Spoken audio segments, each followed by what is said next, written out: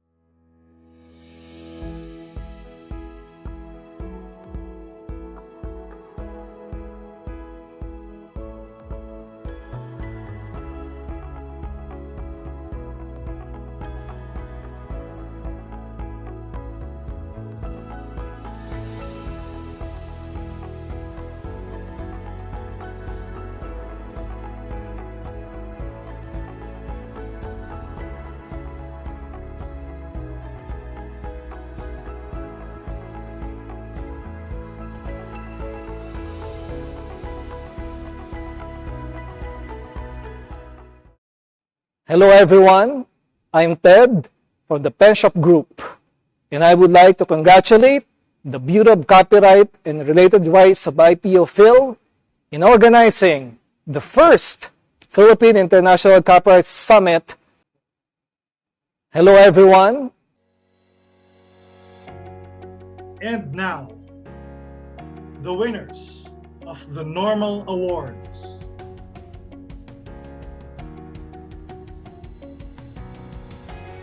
Poetry.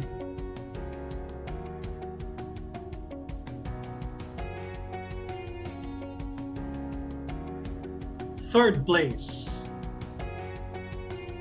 Queen Among Men, Christian Ryan Ram Mali.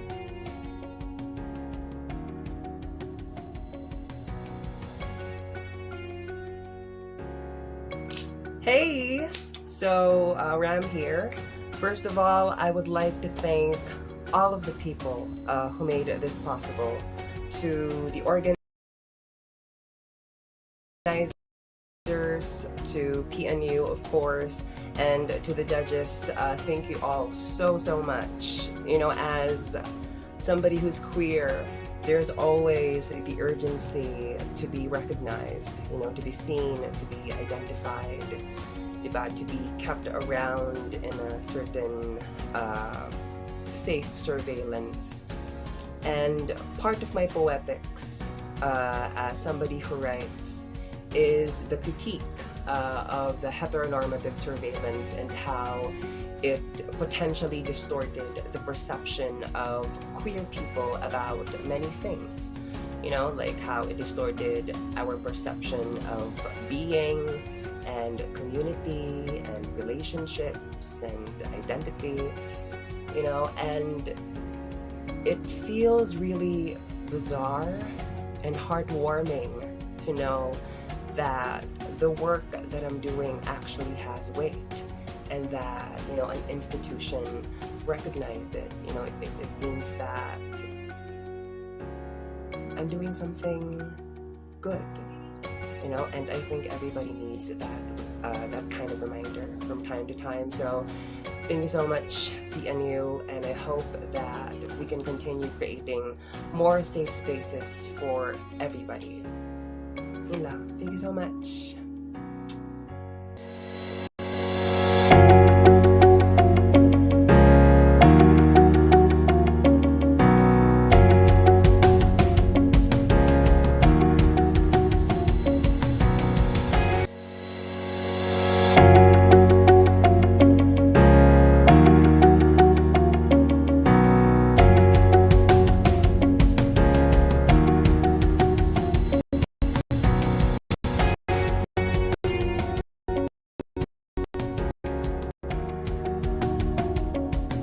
From Philippine Normal University, welcome to the Normal Awards.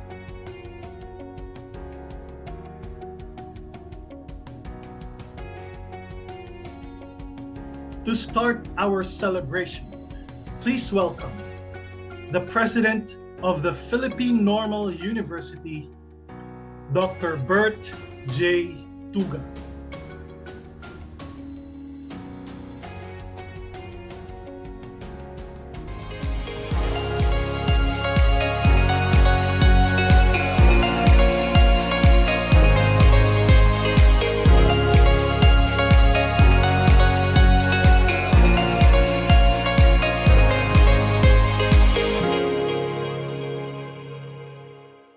A pleasant evening, everyone.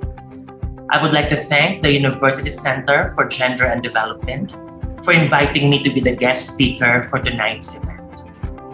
I also would like to thank and express my gratitude to all the university officials, faculty members, and staff who supported and made this event possible. I also would like to congratulate all writers and poets who have submitted their creative works. And to the winning entries, this night is for you, and congratulations in advance. We sang nearly shouting the lyrics and wind clipping at our voices. They say a song can be a bridged map, but I say it's also the ground we stand on. And maybe we sing to keep ourselves from falling. Maybe we sing to keep ourselves.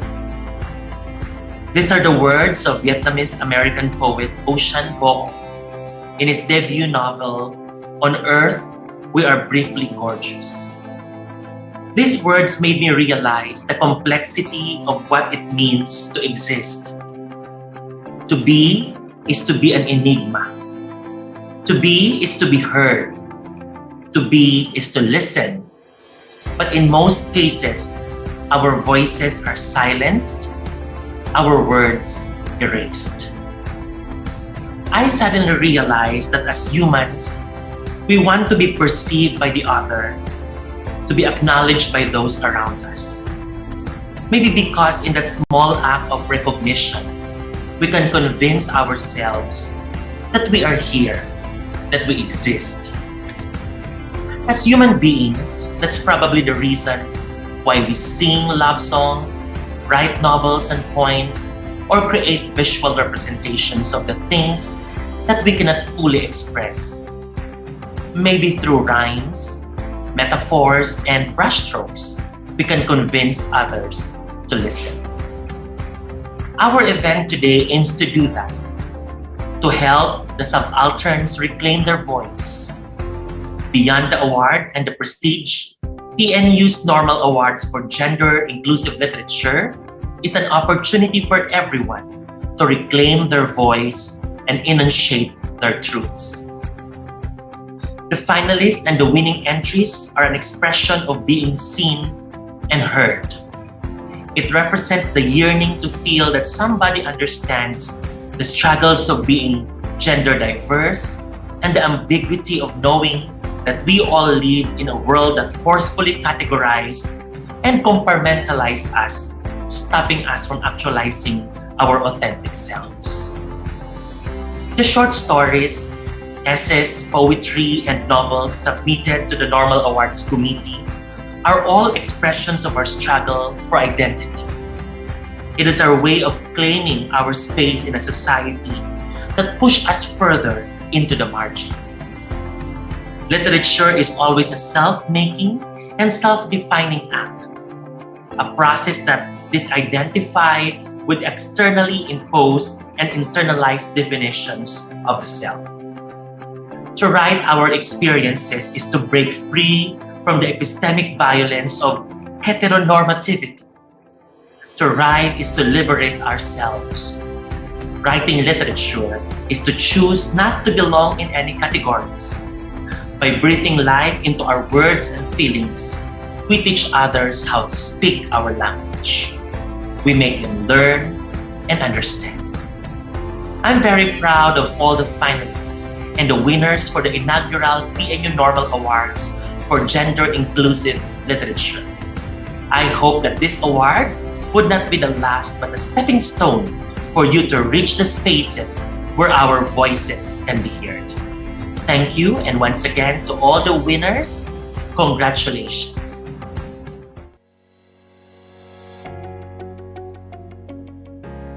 Ladies and gentlemen, I am proud to share with you the message of our guest speaker, Dr. Marjorie Evasco.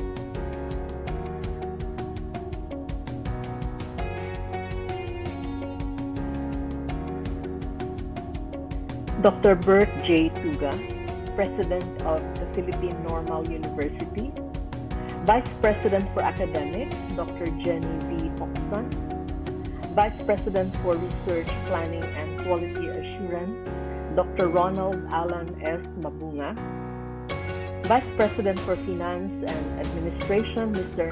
Harry P. Huilaganga, Vice President for University Relations and Advancement, Dr. Ludinio A. Vergara, OIC of the University Center for Gender and Development, Dr. Ray Palces, esteemed judges, winners of the various categories, writers who participated in the contest, friends, a very good evening. This is a watershed year for the production and recognition of new gender-inclusive literature. And we congratulate the Philippine Normal University for underscoring the pedagogical power of literature through the initiative of its newly established University Center for Gender and Development in organizing the 2021 Normal Awards for Gender-Inclusive Literature. PNU Center for Gender and Development, as well as its laudable literary contest, are clear signs that the awakened consciousness for the continuing fulfillment of human potential has taken its rightful pedagogical space in the country. Gender-inclusive literature refers to literary works that represent the experiences, issues, and perspectives of women, LGBTQIA+, and other marginalized genders. Feminist politics prospers literature by and for women that promotes their human rights, gender equality, and inclusivity. LGBTQIA+ literature promotes awareness and inclusivity of sexual orientation, gender identity, and expression. In our first meeting for the judging of the essay English category, Dr. Ronald Baitan, who shared the board, noted that he loved the evocative play in the name Normal Awards, which signals the purposive opening up of the field of literary production with the intention of departing from the long dominant normativity of cis hetero-patriarchal themes and concerns of Filipino writing. Dr. Marby Villasiran and I also lauded PNU's intent over and beyond giving the generous cash prizes to publish the winning entries in all the genres of the Filipino and English categories in an anthology under the imprint of the University Center for Gender and Development. Most importantly, the winning poetry and stories for children in both categories would be developed into illustrated books for children that would be available in 2022. Never before has the time-space gap between writers and their audiences been bridged so closely by any literary content, thus establishing the point that every excellent literary work at the frontiers of critical pedagogy must be read by Filipino readers, particularly the young, whose gender-inclusive education now determines the kind of Philippine society we wish to have in the next generation. As a feminist writer and educator involved in the Women's Studies of the Philippines Consortium, and who had advocated since the mid-80s for gender-fair education at all levels, I would say that indeed we have come a long way from those initial difficult years when we had to face many problems and forms of opposition, when we dared to practice radical pedagogy in courses like Women in Literature and Gay and Lesbian Literature. In those early years of consciousness raising, feminist writers did not only produce literary works that problematized the cis-hetero patriarchy, they were also actively transforming the gender awareness of their families, workplaces, and communities. In more than 33 decades of the struggle, we have seen that whenever there is a critical mass of gender-inclusive advocates, it is possible to establish institutions that uphold the ontological imperative of empowering the humanity of each person. This is true of Philippine Normal University, the country's flagship public co-educational teacher education and research institution. Its brave initiative to establish in the midst of the pandemic this new ethos for literary production and recognition shines an inspiring light. That the center received a total of 414 entries from writers all over the country is indicative of how this cutting-edge program is a welcome change. I am certain that all the judges in the various literary forms have seen this shining light in the minds and hearts of all the writers who sent in their works. The struggle for gender inclusivity and fairness is far from over. But now we know that there is a vanguard of sharp minds with very sharp pens who can bring the struggle closer to our dream of a common language of our shared humanity. Congratulations to the winning writers. Congratulations again to PNU and the University Center for Gender and Development for the commitment to continue the good work in widening the liberated space where everyone has the rightful place and power to be fully human.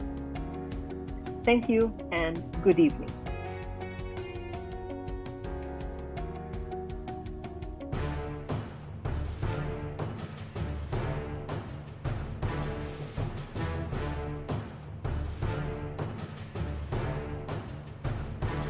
We are proud to introduce to you the members of the Board of Judges of the different categories of the Normal Awards.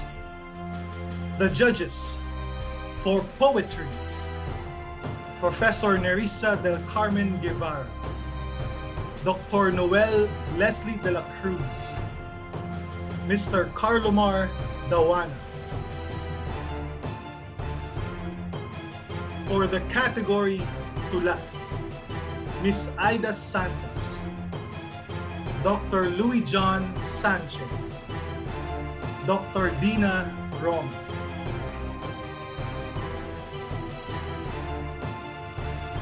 For the short story category, Miss Susan Lara, Dr. Joanna Leen B. Cruz, Dr. Jaime Ann Lim.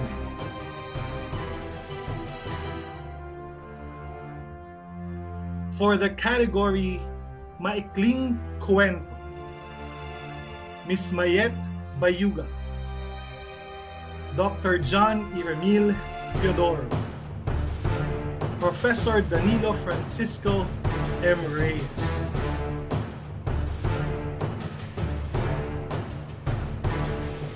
For the essay category, Dr. Ronald Baitan, Dr. Marby Villaseran, Dr. Marjorie Evasco.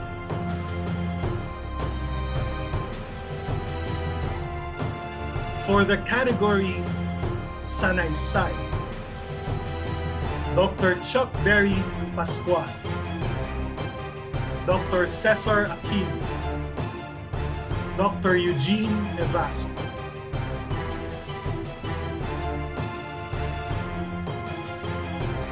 For the Poetry for Children category, Professor Joel Toledo, Miss Muki Katigbak Lacuesta, Miss Zara Gagatigi.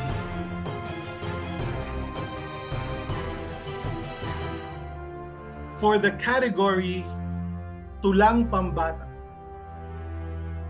Mr. John Enrico Toral, Dr. Joey Tabu, Dr. Michael Coroza.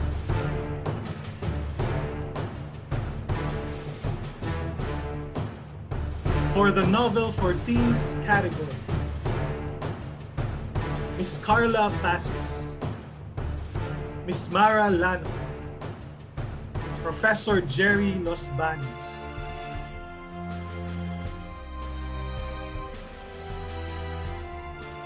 For the category Nobelang Pangkabataan,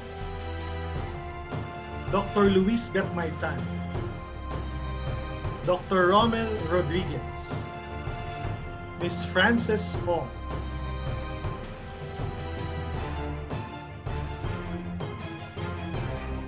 For the Short Story for Children category,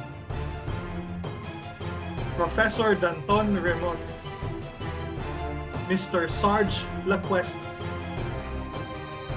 Miss May Tobias Papa.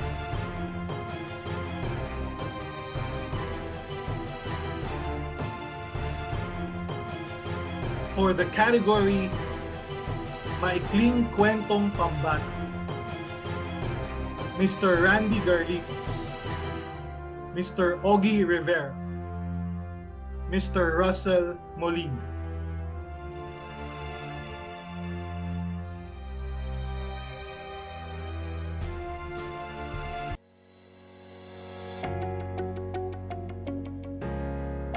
Ladies and gentlemen, it is my pleasure to share with you the message of our guest speaker, Professor Janiel Garcia.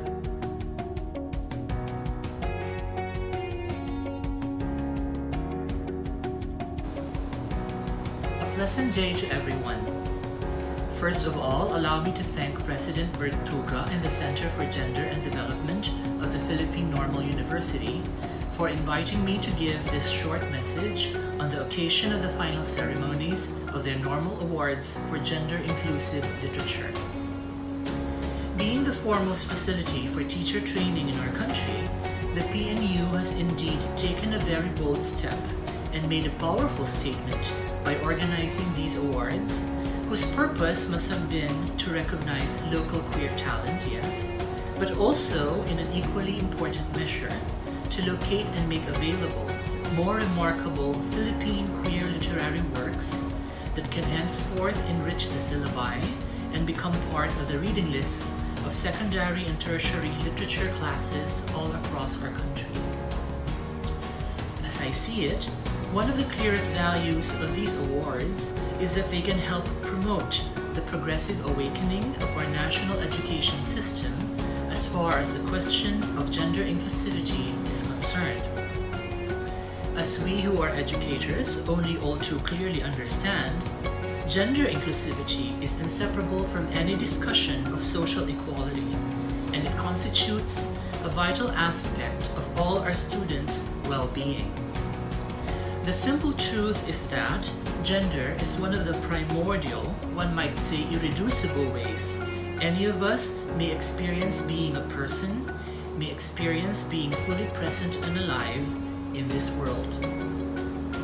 What a difference it will make to young people to learn, through these insightful stories, essays, and poems, inside the safe space of their second home, the classroom, that the differences in their embodiments, in their desires, are entirely beautiful, irreplaceable, and precious things, and that they lie at the heart of their inalienable dignity as persons. What a profoundly life-affirming gesture it is to decide as a university to honor the diversity of the gendered and desirous lives of both students and teachers alike by allowing classroom readings to include these outstanding textualizations of sundry and eccentric subjectivities and affections, as evoked and imaginatively represented by our country's best feminist and queer writers. While more and more feminist and queer literary material is becoming available to our students in either print or digital form, its pedagogical utilization continues to be a problem in our country.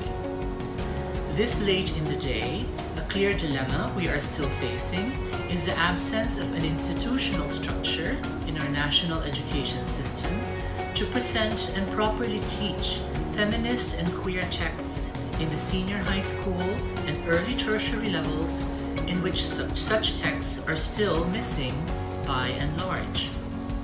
As we who have needed to come to the aid of beleaguered and confused students must only too urgently know, it is in these formative levels of general education in the Philippines where feminist and queer cultural productions are most crucially needed.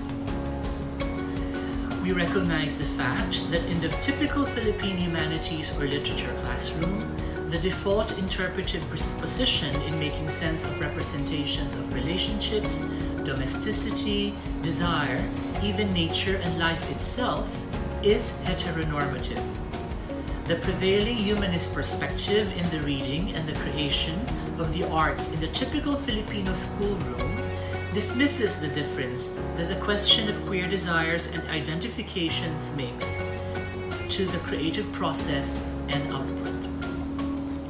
Such a perspective either vilifies queer desires and subjectivities outright, or ignores and subsumes them into an oppressive ideology of universalist sameness, in which deceitfully privileges the hegemonic model of cisgender embodiment and the heterosexual matrix that it conceptually and ethically enables. Affirming queer life as it is being lived by queer people is one thing and is truly important.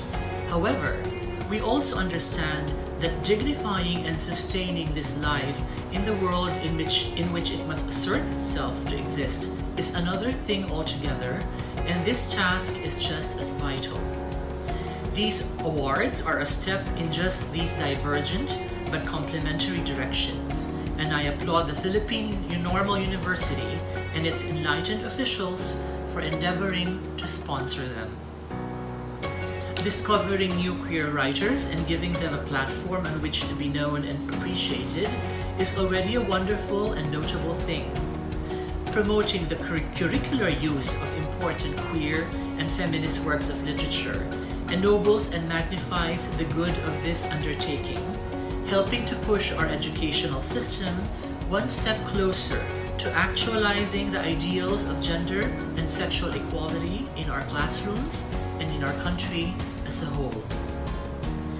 Allow me to extend my thanks and congratulations once again to President Tuga and the Philippine Normal University on this momentous and joyful occasion. I also wish to congratulate all the winners of today's happy proceedings. I wish to say that the foremost merit of these works is not so much in their normativizing as in their rendering entirely familiar and relatable. Okay, the word we may critically use is normal, the irreducibly diverse and richly imagined and lived everyday realities of our country's women and LGBTQs as they have been artfully realized in these prize-winning works of fiction, non-fiction, and poetry. Padayon sa PNU, padayon sa mga queer at feminista nating manunulat, padayon sa ating mga guro't mag-aaral, padayon sa ating lahat, tungo sa isang mapagpalaya at malayang bayan ng samot-sari at sari-saring kasarian. A pleasant day again to everyone.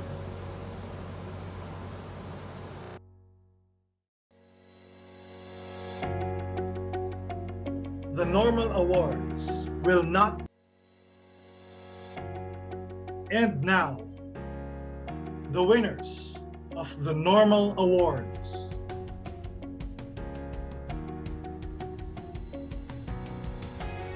Poetry.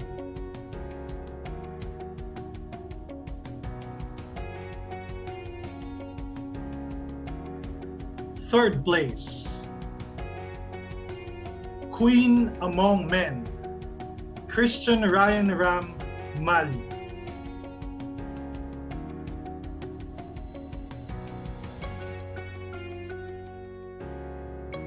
Hey! So, Ram here. First of all, I would like to thank all of the people who made this possible. To the organizers, to PNU, of course, and to the judges, thank you all so much. You know, as somebody who's queer, there's always the urgency to be recognized, you know, to be seen, to be identified, to be kept around in a certain safe surveillance. And part of my poetics, as somebody who writes, is the critique of the heteronormative surveillance and how it potentially distorted the perception of queer people about many things.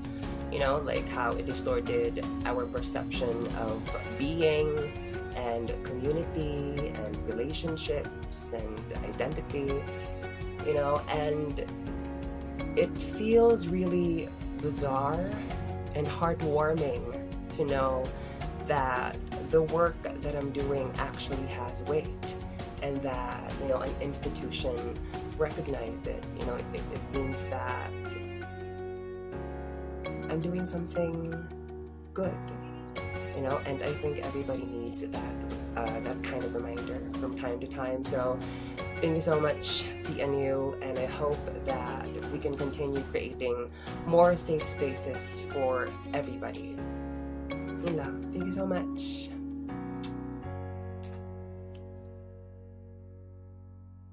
Second place. Diva and Other Poems, Emil Jansen Demetrial.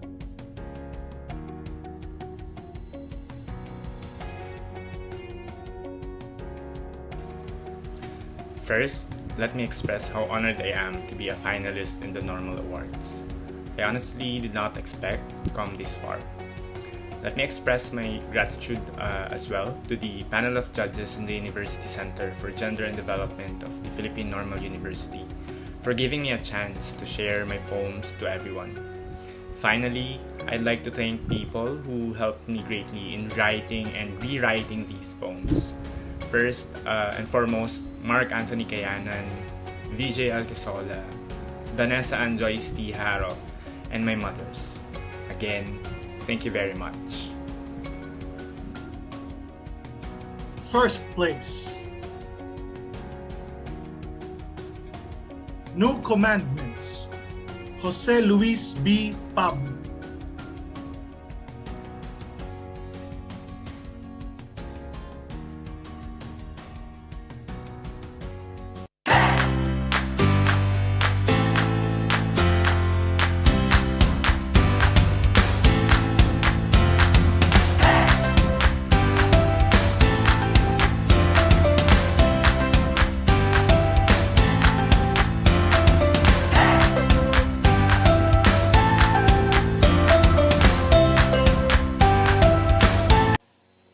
I am truly honored to receive this award and to be recognized specifically in this context of celebrating the empowerment of marginalized positionalities and writing. Thank you to the Philippine Normal University and its University Center for Gender and Development for creating this opportunity for women and queer writers. Thank you to the poetry judges who saw something in my writing. I write first and foremost for my own community, but it is always humbling and encouraging to know that those who are masters at this craft appreciate my poetry too. Thank you to the professors, classmates, workshop mates, and friends who read some of these poems and offered gracious advice in sharpening them. I offer overflowing gratitude to my thesis advisor, Sir Neil Garcia, who was one of the first people who made me realize that writing about my own queerness and queer desire was not shameful, but rather liberating.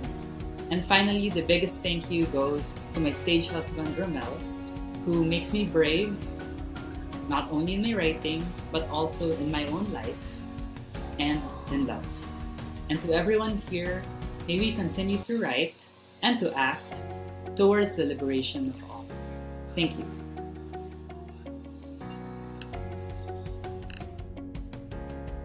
Tula.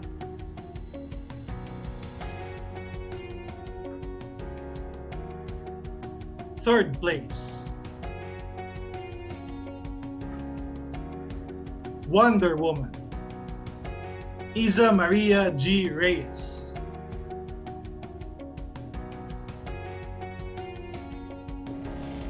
Maraming salamat sa University Center for Gender and Development ng PNU, hindi lamang para sa karangalang ito, higit sa pag-oorganisa ng ganitong mga inisyatibo na naghihikayat sa mga manunulat na magsulat pa ng gender-inclusive literature.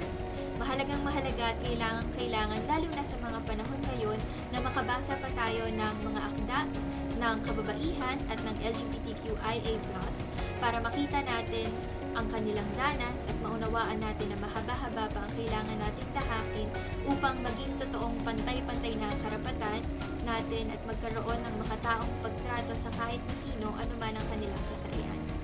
Gusto ko rin magpasalamat sa pagbibigay ng pansin sa koleksyon ng mga tula kung Sana Wonder Woman at sa pagkakataon na mailathala ito. Isinulat ko ito dahil ninais kong maging isang matapang na babae at sa pagsusulat nito, nalaman ko kung ano ang ibig sabihin para sa akin ng kagandahan, ng lakas, ng kahinaan at ng tapang. Hangad ko na naipapakita ng mga tulang ito ang naratibo ng mga babae, ng guro, ng manunulat, ng nanay na katulad ko na hindi man superhero ay gagawin ang makakaya para sa pagmamahal, dahil sa pagmamahal. Maraming salamat at abante, babae. Second place. Talim ng Karanasan. Carl Angelo M. Latoha.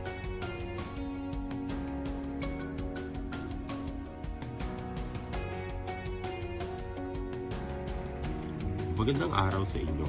Una sa lahat, gusto kong pasalamatan ang PNU Center for Gender and Development para sa kanilang kauna-unang patimpalak sa pagsusulat tungkol sa gender-inclusive literature.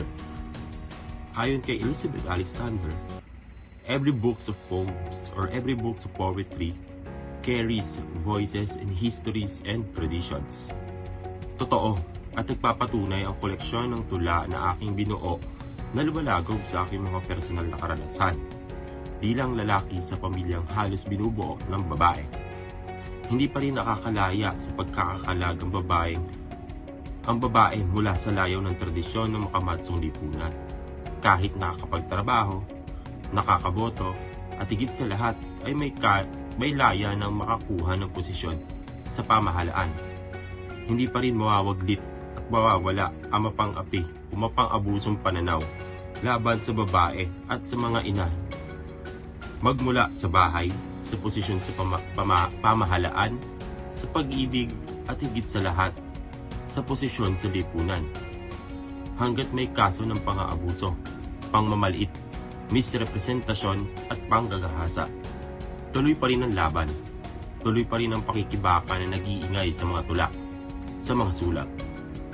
Tuloy ang pagtindig, tuloy ang pag-abante. Lalaki akong nahubog sa perspektibong makababae. Lalaki akong nahubog sa talim ng karanasan. Yun lamang po, maraming salamat at padayon. First place. Anyong lupa, anyong tubig. Roel Diaz Ulam.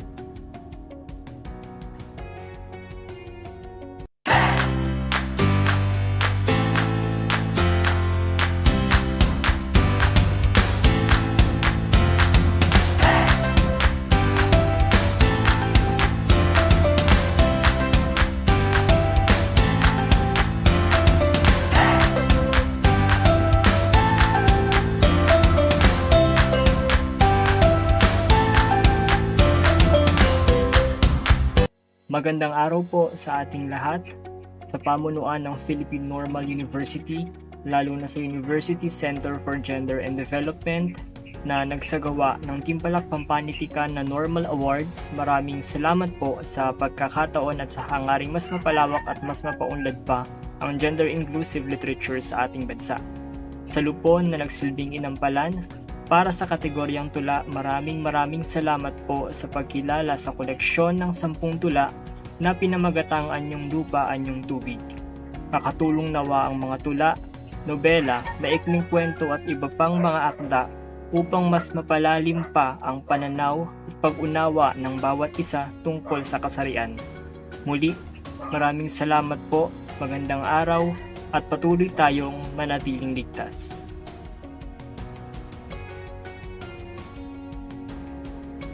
Short story.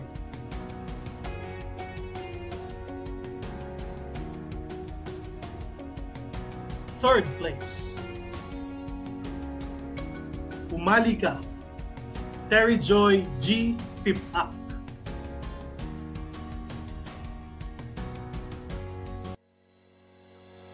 Naimbagay agaw ang dataku amin, or as we say it in English, good day to everyone.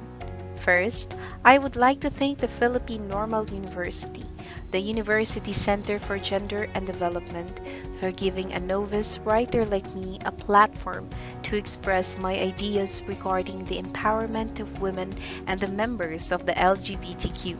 Second, I would like to thank my friend, Joseph Dumiclong Jr., for informing me about this rare opportunity. I am honestly overwhelmed and humbled that I could share a fraction of the truth here in the highlands of the Cordillera. Here in Benguet, around La Trinidad and Baguio City, there exists an equity of treatment of women and the members of the LGBTQ. However, this is not the same in far-flung municipalities, particularly in the places where I was reared. Growing up, I did not understand why the treatment was so different towards the women and towards the people whom they called in a demeaning manner to be bakla, tumboy or silahis. But through encounters with different people, I have slowly understood that there are many reasons for this stigma, which to this day are not being addressed properly. Thus, I am hoping that with writing the stories that I have heard, seen, and felt, it could help the people to open their hearts and minds towards us, the women, and the members of the LGBTQ, and giving us the equity that we deserve does not make one less of a person. Thank you.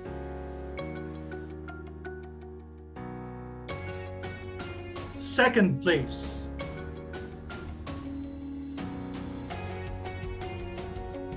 The Mermaids of Mantalinga Island. Brian Marie J. Argos.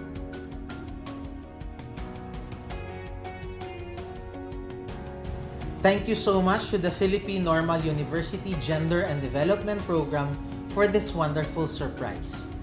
I would like to dedicate this prize to two of the best English teachers, my ever-active grand-aunt, Philippine Normal alumni Josefa Vidal Argos, and my grandmother, the late Alicia Javier Argos.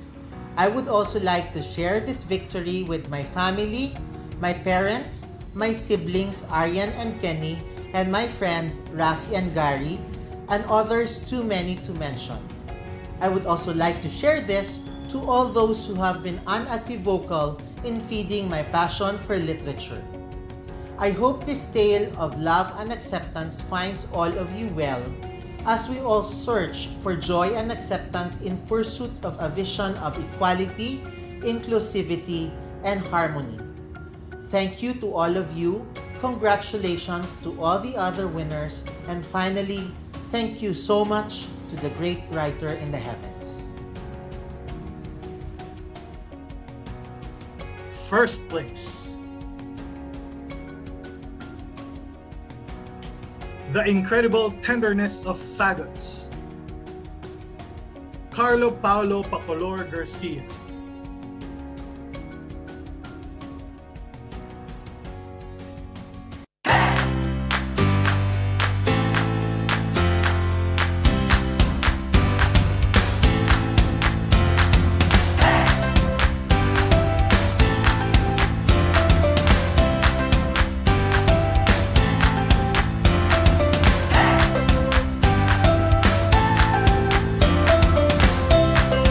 Magandang gabi.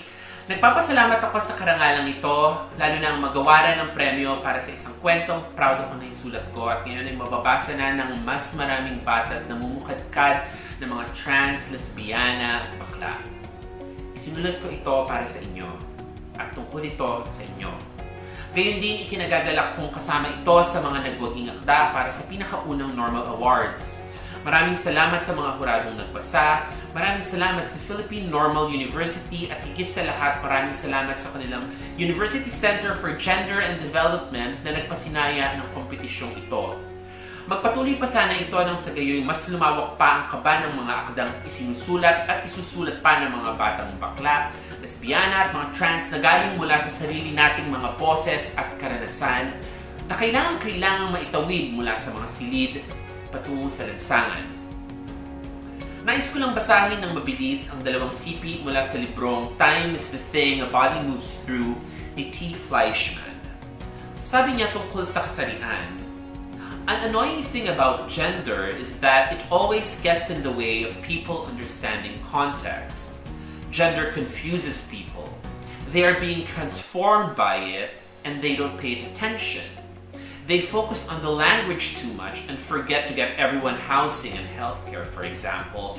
And they argue for the inclusion of trans people in the military as though the military isn't perpetrating mass violence and unprecedented environmental destruction. This is another reason I would like to be uninscribed by language, like an uninscribed piece of paper. Of course, this is not literally true. I've written all over myself. At sa isa pa, sa pagiging tao o nilalang. A person in the world who has been affected by the pain of another is an agent of change. A person in the world who has been affected by the joy of another is an agent of change. A person in the world is an agent of change. A person in the world, impossible as it may seem, that's what I am, that's how I'll live. Hustisya para kay Jennifer Laude at sa mga kapatid nating trans na pinaslang buhat ng muhi at transphobia. Rest in power. Trans liberation now.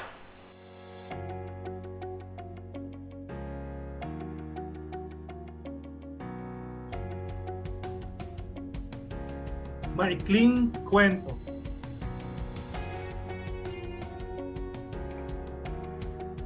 Third place.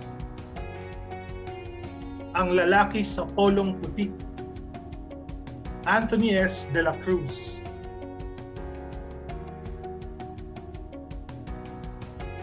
Magandang araw. Nais kong magpasalamat sa award na ito na iginawad na Normal Awards sa aking maikling kwentong Ang Lalaki sa Polong Puti. Hindi masukat ang aking kasiyahan na isa ito sa mga napili ng mga judges ng Patimpalak na gawaran ng gantimpala. Maraming salamat sa Philippine Normal University, PNU Center for Gender and Development, sa mga judges at organizers ng Normal Awards, at sa lahat ng mga organisasyong nag-ambag upang maisakatuparan ang literary contest na ito. Ang gantimpalang ito ay napakalaking pagkilala at pagpapahalaga sa aking kakayahan bilang manunulat at sa ambag ng aking kwento sa literaturang LGBTQ+. Sa totoo lang, nang isulat ko ang kwento kong Ang Lalaki sa Polong Puti, hindi ko ito'y sinulat bilang isang kwentong LGBTQ+. Hinayaan ko lamang itong magkahugis bilang isang kwento, bilang isang akdang pampanitikan na umiiral sa sarili nitong daigdig. Balang araw, pangarap ko rin na ang usapin ng gender at literaturang LGBTQ+, ay di na rin mga ilangan ng anumang bansag para lamang ito ay makilala at maiukit sa ulirat ng lipunan. Maraming salamat po. Second place. Anong sa inyo? Ricky C. Angkos.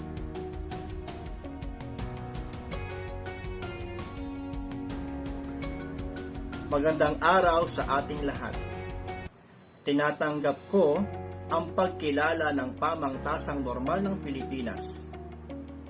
Isang malaking karangalan ang mapabilang ang isang akda sa kauna-unahang aklat antolohiya ng PNU Normal Awards 2021. Ang sining ng pagsulat ay isang masalimuot na proseso. Kaya't nakagagawa ito ng mga obrang may pambihirang pagkakakilanlan ng iba't ibang sektor ng ating lipunan. Sa pangunguna ng wikang Filipino, Ingles, at iba pang wikain ng ating bansa, sana'y magpatuloy tayong makapag-ambag sa pambansang panitikan. Isang pagbati ang aking hatid sa PNU University Center for Gender and Development sa kanilang pangunguna, pangangalap, pagsuri, at pagpili ng mga pambihirang akda na ating maipagmamalaki. Muli, maraming salamat sa pagkilala ng Pamangtasang Normal ng Pilipinas. Ito si Ricky Angkos, PNU Batch 2005. First place. Renta. Merdeka D. Morales.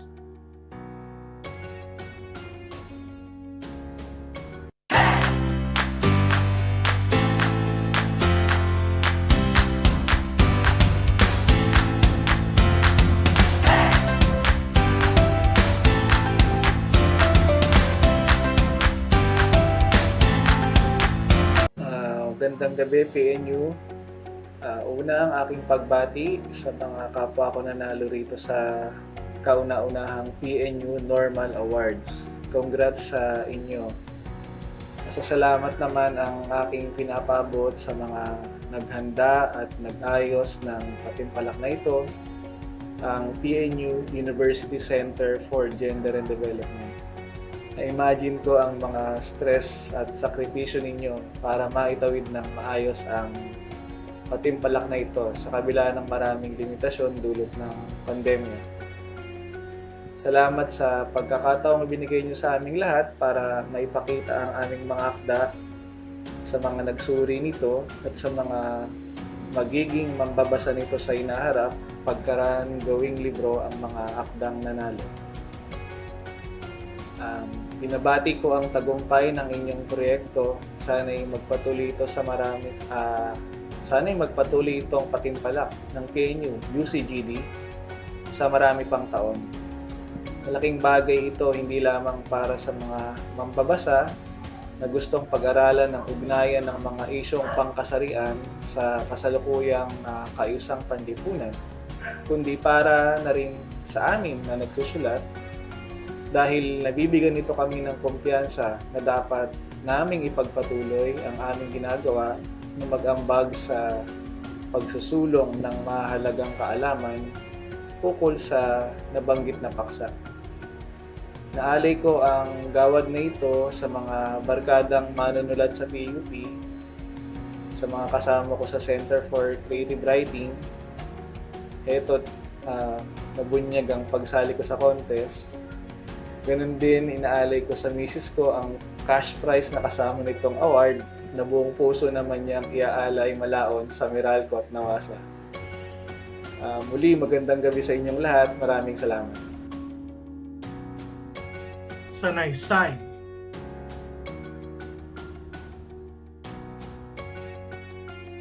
Third place. Isang maalong pagsusulit ng mga maestra sa isla. Eljoy C. Deldoc.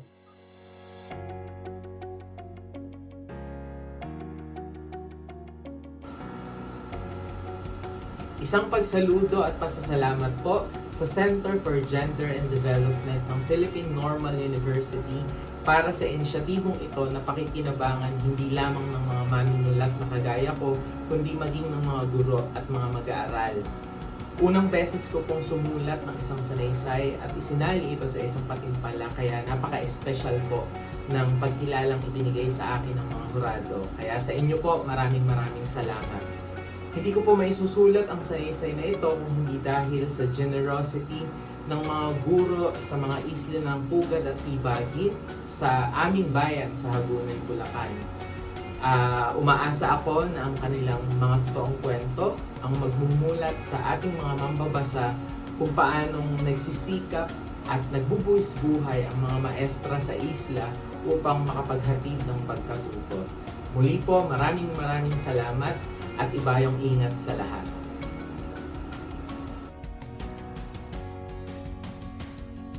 Second place. Open. Alec Joshua B. Paradeza.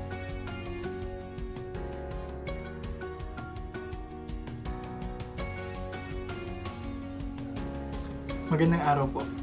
Ako si Alec Joshua Paradesa, ang may akda ng Open para sa kategorya ng Sanaysay. At nais ko pong magpasalamat sa mga hurado at maging sa pamunuan ng Normal Awards for Gender Inclusive Literature. Una, gusto ko pong magpasalamat para sa pagkataguyod ng ganitong klase ng patimpalak.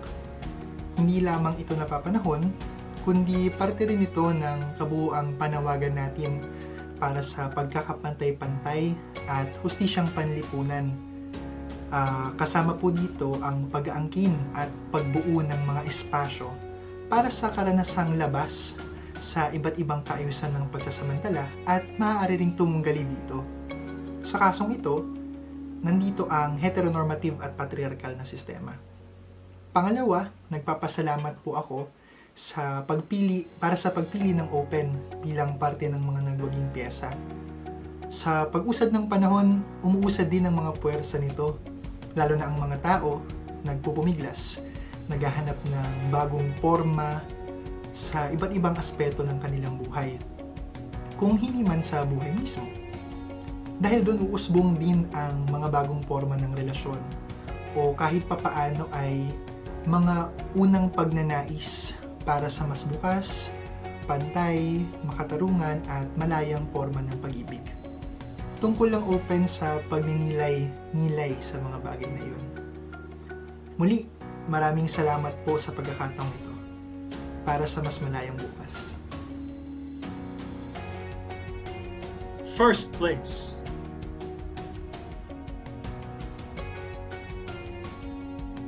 Kung nakakababa ba ng matres ang high heels? Rochelle Ellen C. Bernido.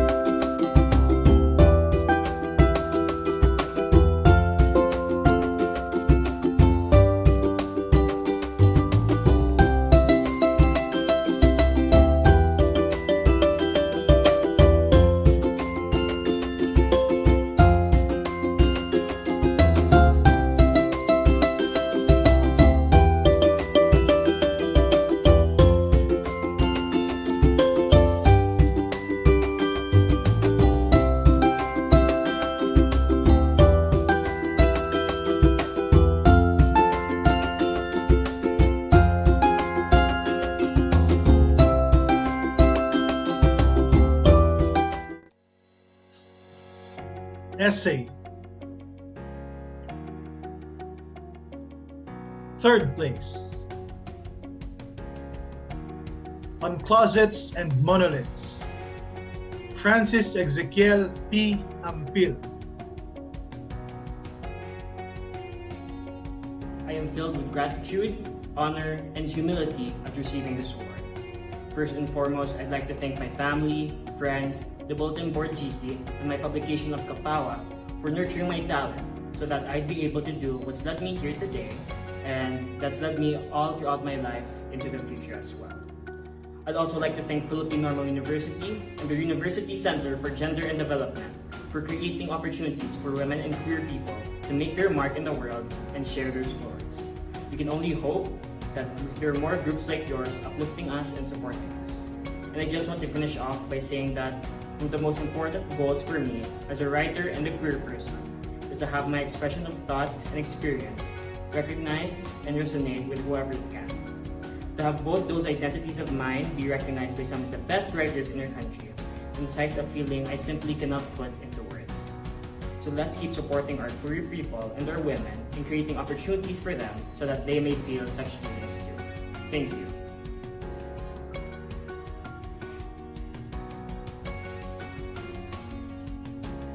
Second place. The Girl Who Loves to Read. LV Victonet B. Razon Gonzalez.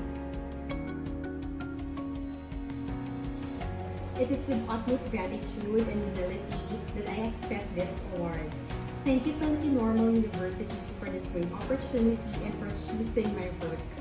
I would like to thank my parents, my brother, my husband, and my 4 children for inspiring me every day. I would also like to thank my close friends and mentors in writing for encouraging me to write despite my occasional bouts of unworthiness. I would like to dedicate this award to 2 of my groups here in Iloilo, Books for Books and Ilonggo Doctors for Lenny Kibo. They share the same passion for books and reading and hope for a better future for the Philippines. I would also like to dedicate this award to all children, especially girls and women. It is never too late to act on your dreams, no matter how old you are. I thank the Lord God Almighty, the greatest author. To God be the glory. Madamo gid salamat from the city of Iloilo. First place. Blood calls to blood. Chop this myth.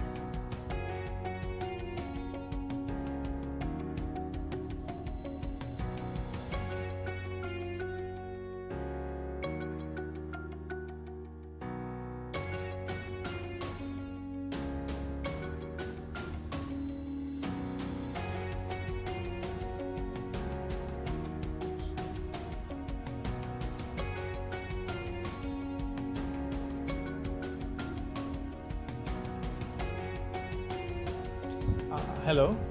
So good evening. My name is Chuck Smith, and I would like to thank the Philippine Normal University Center for Gender and Development, all the people, the judges, and the groups behind this award for the recognition. I'm sure as well that mounting this kind of event during the pandemic can be difficult. So this endeavor deserves all the applause and the recognition as well. So congratulations for mounting this event. As a writer, I've always believed that the act of personal writing is a privilege. So to be given this kind of recognition and just in general to receive the kind of space and venue that the normal awards is giving writers is important, I think. So again, thank you very much and more power. Poetry for children. Third place. Pink and Other Poems for Children. Patrick Ernest C. Celso. One of my poems for the category of poetry for children is titled Pink. It is a color associated with innocence, femininity, and desire. Now it is the color of hope in today's trying times. I hope for a more inclusive and loving society, free from prejudices, as we celebrate our identities. I am thankful for the recognition given to me by the Philippine Normal University. This institution provided me a platform to create literatures for children. I dedicate my work to young Filipino readers. I hope that my piece can serve as a bridge to discuss issues experienced by our brothers, sisters, and siblings in the LGBT community. Muli, maraming salamat. Second place. Tangible Things. John Michael G. Londres.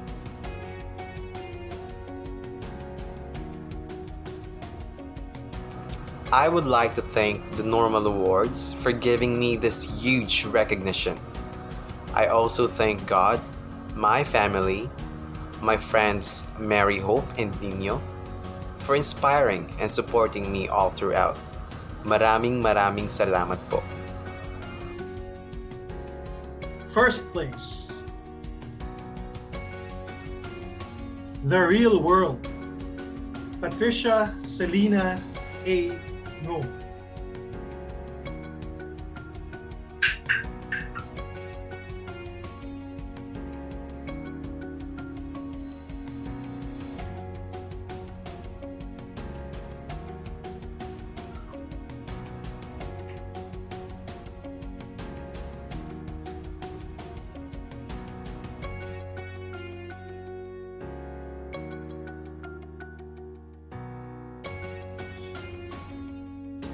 Thank you to the Normal Awards for this opportunity to write more children's literature. Thank you also to my family and friends who have always been so supportive of me whenever I write. Here's to writing more gender-inclusive literature. Thank you! Tulang Pambata. Third place. Sabi ko na Barbie. Stephen Norris A. Padilla.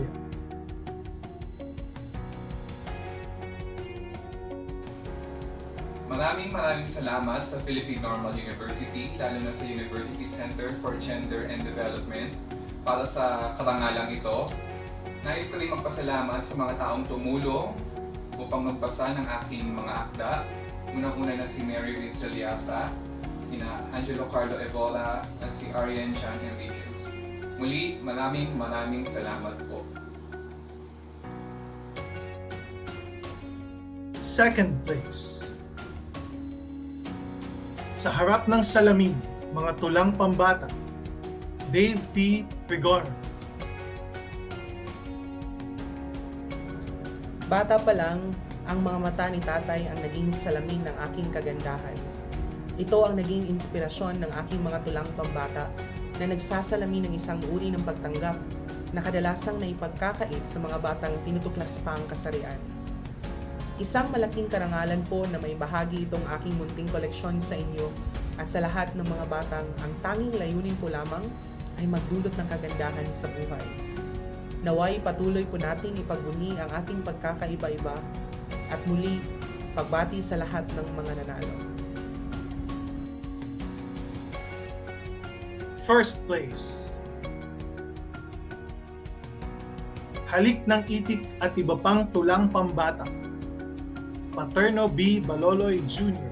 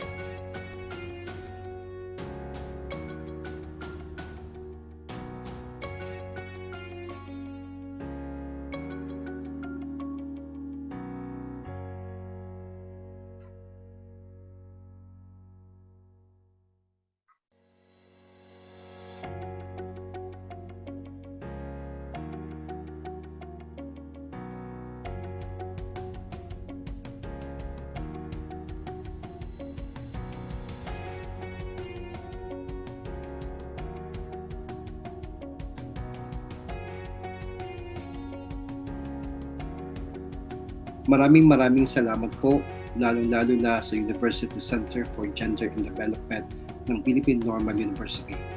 Isa pong karangalan ang mapapilang at mapasama sa ganitong gawain, lalo na sa nagsusulong ng panitikan at literatura para sa mga kabataan. Mabuhay po kayo at sana'y lumawak pa ang inyong mithiin. Maraming salamat po.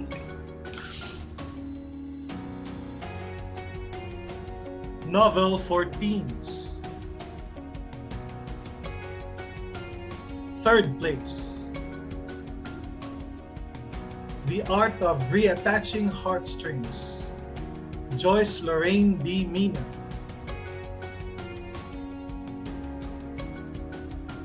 Hello and good evening. My name is Joyce Mina and I am the author of The Art of Reattaching Heartstrings. First of all, I would like to say thank you so much to UCGD for choosing me as one of their finalists for this special event. It is truly an honor to be able to attend and participate this fine evening with everyone. I would also like to say thank you so much to my family for always being supportive of me through thick and thin, and for always believing in me whenever I started having doubts of myself. And although I may not always say this to you guys, I just wanted to say that I really appreciate you guys from the bottom of my heart. Just know that you guys are the best. And of course, I would also like to say thank you to our Heavenly Father for always guiding me to the right path and for always sticking with me through my worst times. And lastly, to those who are not part of the LGBTQ+ community, may I remind you all to always continuously support our fellow LGBTQ+ brothers and sisters.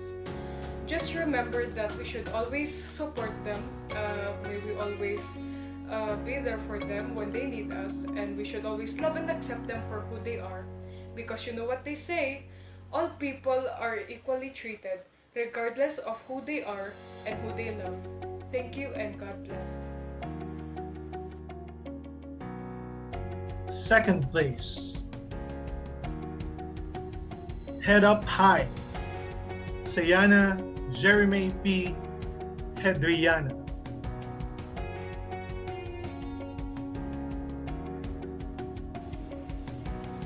Hi everyone, my name is Shauna Jeremy P. Hadriana, and I would like to say thank you. I am truly honored to receive this award. I didn't expect to win since I knew that there were a lot of truly amazing entries, so it's really humbling to have been chosen as one of the top 3. Thank you to my parents who gave me their consent so that I can join the Normal Awards. In this novel that I worked on, I wanted to show the struggles of modern-day women that are experiencing subtle sexism in school and even at their own homes. Through it, I wanted to encourage these girls to speak up as they should. I also wanted to emphasize that speaking up doesn't only mean opening our mouths. It can also mean picking up a brush and start painting, or picking up a pen and start writing.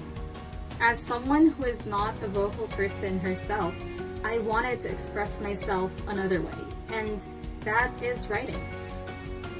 Once again, thank you to the PNU University Center for Gender and Development for this amazing opportunity. Thank you for giving me the chance to express myself and to share it with other people.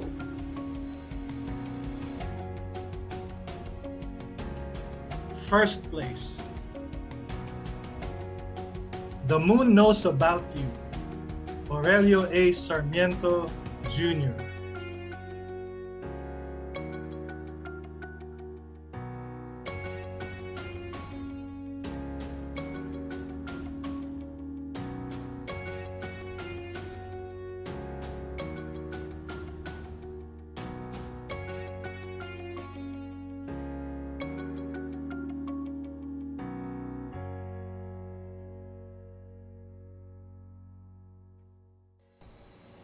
Greetings to everyone. It is such a pleasure and honor to be receiving a prestigious award tonight. I'm just a typical guy who's one of the many faces you see every day. But just like any other person, I also have dreams. Dreams and hopes for everyone to be in a society where differences can be accepted, where differences can unite instead of divide, where differences can be seen as something unique instead of vain, where differences can be tolerated and accepted instead of hated. And today, if I am taking a big leap towards that goal, it's because I have people like you who believe that my story, The Moon Knows About You, is meant to be shared to more people, that we're taking more and more steps forward towards gender inclusivity through the different works of literature you're giving recognition to this very day. And with that, allow me to express my sincerest gratitude to all of you. Just thank you for believing in me and in all of us. If those dreams and hopes are getting fulfilled tonight, it's because of all of you. Thank you for making it happen. The Moon Knows About You, me, and all of us, for the kind of love that we deserve, the kind of love that accepts, the kind of love that sees the beauty despite not being perfectly full, the kind of love that shines in all of us despite all the darkness of life, the kind of love that's like the moon we hope will never wane. Thank you, and may the Almighty bless us all.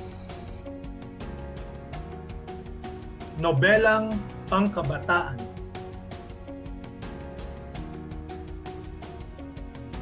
Third place. Nangangako ang Bukas, Maria Jamaica S. Columbus.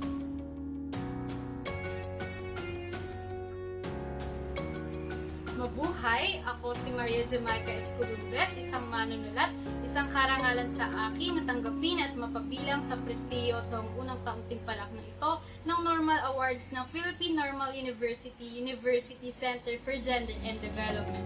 Ang nobelang pangkabataan na nangangako ang bukas ay isang kwento ng pag-ibig, pagkakaibigan, pagkakaisa, pagkakapantay-pantay upang ipawan ang galit, pagkakawatak-watak, diskriminasyon at karahasan. Nais kong pasalamatan ang mga kaibigan na sila Lander, Joven, Sheila, April, Christina, Jules. Kayo ang takbuhan ko sa panahon na ako ay may ipababasang akda. Sa mga kaibigan kay Fiel 3, CJ, Shang, Rain Aubrey, Devs, kay Happy Balasa, Alex Patch, Luis Rani at maraming iba pa na hindi ko mababanggit. Ngunit nasandalan ko dahil sa panahon ng pangungulila sa krisis na ating pinagdadaanan. Ang yugtong ito ay panahon din ng aking kamulatan at paglago ng kakayahan ko bilang kabataan, babae at estudyante sa mga gumabay sa akin, nakasama sa aking collective, sa Gabriel Youth PLM, Fakers, Grace, Kat, Kelly, Rai, Cla, Bethany, Miss Venice at iba pa. Sa komunidad ng LGBTQIA+, sa pamantasan ng lungsod ng Manila, ang PLM Propaganda, maraming salamat.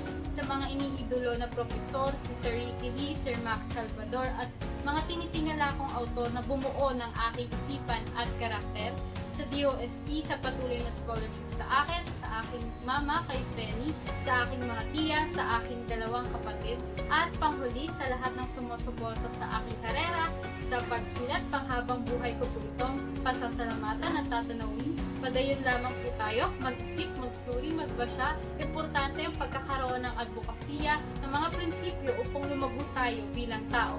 Tayo rin ay magbasa at magsulat para sa mas inklusibo at progresibong lipunan. Nais kong iwan sa inyo ang winika ni Brian H. McGill na siya rin ginamit kong introduksyon sa aking nobela, sa isang daigdig na puno ng puot, pag-ibig ang revolusyon. Maraming salamat at sabay-sabay din tayong lalay. Second place, Tandong, Hannah A. Lesenia. Mabuhay! Ito pong muli si Binibining Hannah A. Lesenia, ang nagsulat ng nobelang Tandong. Sino nga ba ako para isulat ang babaeng nakatandong? Hindi ko naman wika ang kanyang wika. Hindi ko rin kultura ang kanyang kultura. Ngunit ang kanyang komunidad ay aking komunidad. Ang kanyang kalibutan ay aking kalibutan. Nais ko pong magpasalamat sa Philippine Normal University Center for Gender and Development sa paniniwala, pagtitiwala, sa pakikinig, sa pagkilala at pagtanggap ng aking nobelang Tandong. Gaano man kasalimuot o kakomplikado ang mga katotohanang nakapaloob rito. Naniniwala po ako na hindi hadlang kasarian, paniniwala, kostumbre, kultura, relihiyon, estado sa buhay, o maging edukasyon sa pagmamahal at paglaya ng isang tao sa kanyang lipunang ginagalawan. Nagpapasalamat po ako sa aking nanay na siya nagkritik ng aking akda, sa mga panelists at fellows ng IAS National Writing Workshop at Silliman National Writing Workshop, dahil sa pagitan po ng mga workshop na ito na isulat ko ang aking nobela. Maraming salamat po sa inspirasyon na ibinigay ninyo sa akin.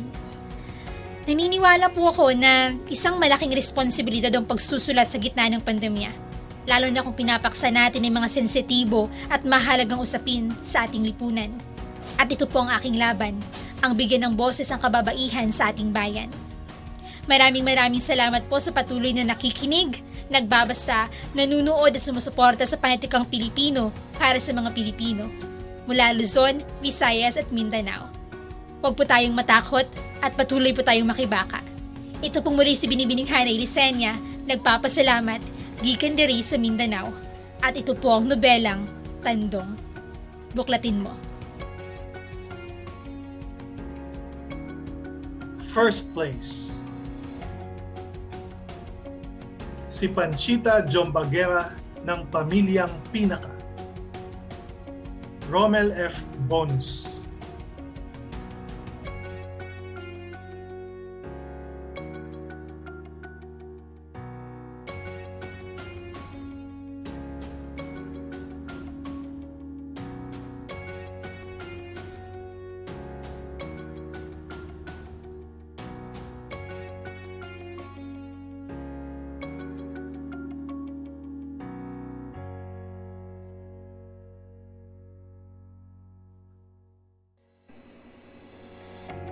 Isa sa pinaksa ko sa aking nobela ay ang tila isang syndrome na nasaksihan natin sa kasaysayan ng lipunong Pilipino.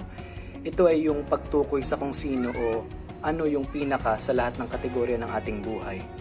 Sino ang pinakamahusay na boksingero, halimbawa? Sino ang pinakamagagaling na singer? Sino ang pinakadapat na maging pambansang bayani? Sino ang pinakamahusay na manunulat at alin ang pinakamagandang nobela? Sa pagtanggap po sa parangal na ito ay gusto ko pong pasalamatan ang PNU Center for Gender and Development at ang mga hurado para sa pagkilala na ito sa aking nobela at sa lahat ng mga nagawagi at maging sa mga nagpasa ng kanilang mga akda. Sa palagay ko, hindi lang basta tungkol ang Normal Awards sa pagtukoy at pagbibigay halaga sa pinakamahuhusay na panulat, kundi ang pagpapahalaga sa diversidad ng kasarian at ang tungkulin ng isang manunulat na ipaksa ang mga kasalukuyang isyong may kinalaman sa hindi pag-unawa sa totoong kahulugan ng kasarian at inclusivity nito sa anumang aspekto ng ating mga sining. Maraming salamat po at mabuhay po tayong lahat.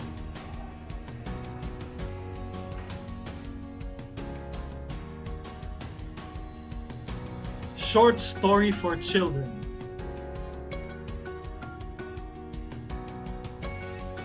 Third place. The Seas of Connie. Pamela Ayer, Victoria Lira.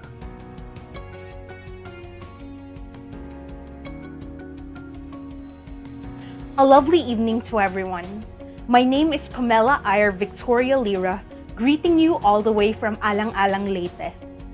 The Seas of Connie was inspired by my 10-year-old little brother and his playmates. At that time, I thought things like gender identity, expression, or even stereotypes can start as young as their age. We see this as the boys who want to play with dolls, or girls who act tougher than we're used to. And I want them to feel represented through Connie, a character who may be unique to the eyes, but just as ordinarily understood by the people around them.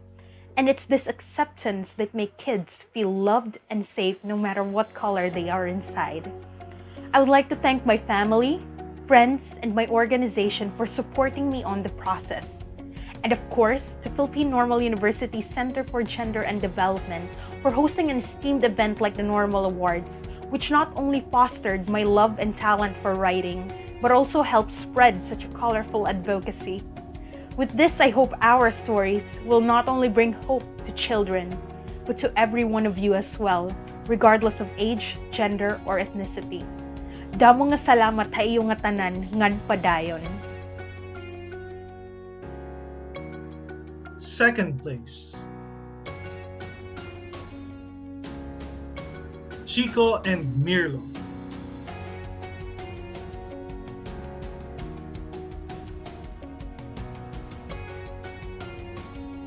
I would like first to give my most heartfelt gratitude to all the people who helped bring the Normal Awards for Gender Inclusive Literature into fruition. It is truly an honor to not only have joined this contest, but also to be one of the winners. The mission of this contest is something that I am passionate about. My personal advocacy is to spread awareness and perpetuate better understanding, in the hopes that someday LGBTQ+ individuals will no longer be alienated and instead be accepted as part of the norm, as they should be. Thank you, PNU, and all esteemed judges, for the honor of allowing my work and the work of my fellow winners to be published and accessible. I hope with all my heart that the literary works produced by this incredible contest will help pave the way for a better, more compassionate Philippine society.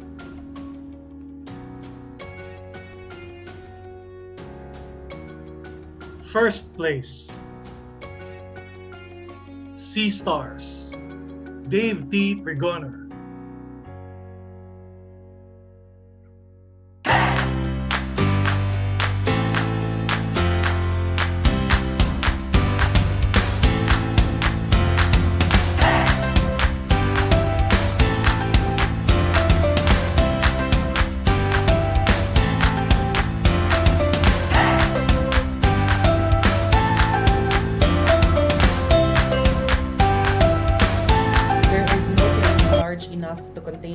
I feel for the recognition given to my work. Indeed, more than the honor, it's really the language of gratitude I wish to express to the organizers of the Normal Awards. Thank you for the efforts of fortifying gender-inclusive literature in the country through this competition. As I and the rest of the winners relish the fruits of a life's work in the agony and sweat of the human spirit, to borrow the words of William Faulkner, I dare to ask, how does this all matter, especially in these trying and difficult times?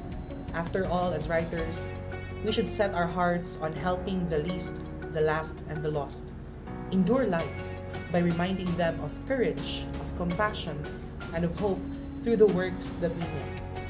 We should set our sights on a future ready to rise in love, justice, and rebellion if necessary. Our work should never be driven by a hefty dose of self-congratulation. We are writers, not celebrities. And like Mutya in my story, I can only hope that one day our country will be led by a woman who cares not only for herself, but more importantly for others and for our home. I am wearing blue, but God knows my heart is pink. Shout out sa kuang Nanay Anita, who's the ultimate inspiration of this work. Para gyud nimo ma. Padayon ta sa pag-iay. Maikling kwentong pambata.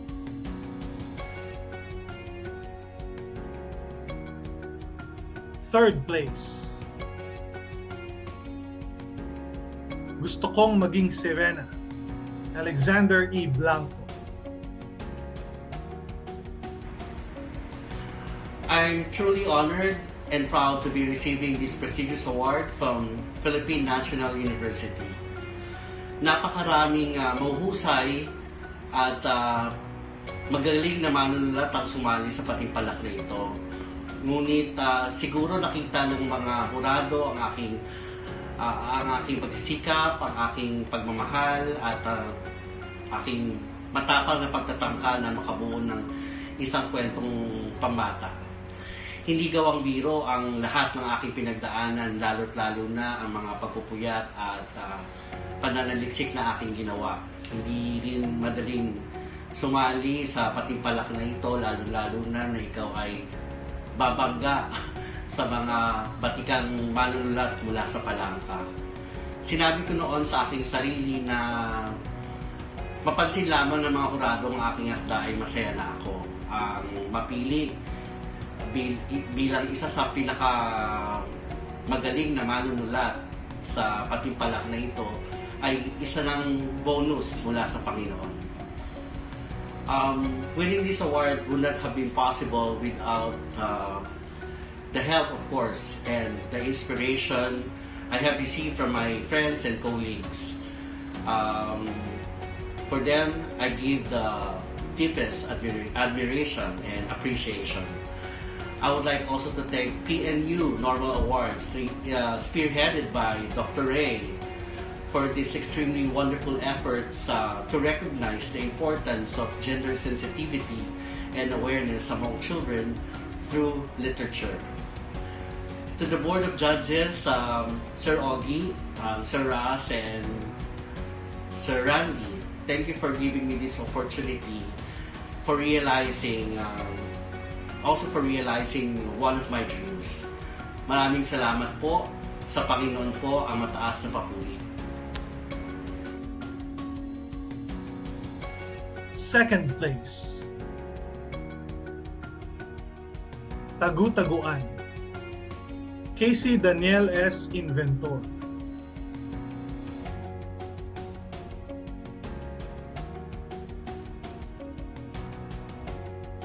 Maayong gabi sa tanan. First of all, I would like to congratulate all the people behind this successful event. Without you as the brainchild of Normal Awards, this meaningful and political platform for budding queer and women writers and allies wouldn't exist. Secondly, thank you for providing a platform that would champion and amplify our voices through literature, which I believe is a powerful medium for conveying a message of hope, acceptance, and empowerment to readers and learners, especially children. And lastly, I am humbled and at the same time grateful for being a finalist in this category. I don't like to admit it, but out of my 2 entries, this is the one that I didn't expect to qualify as a finalist or even in the shortlist because of some late realizations when I reread the manuscript for the nth time after I hit that send button in my email. So thank you so much for recognizing that there is potential in my work, even though I doubted myself big time. I hope that when children read my story, when it gets published one day, they'll realize that all of their dreams are valid, no matter how ridiculous or unacceptable they may seem in the eyes of other people. Again, thank you so much and congratulations to all of us. Padayon. First place. Gustong magkini-kini ni Ahid. Chino Marlo M. Sayuno.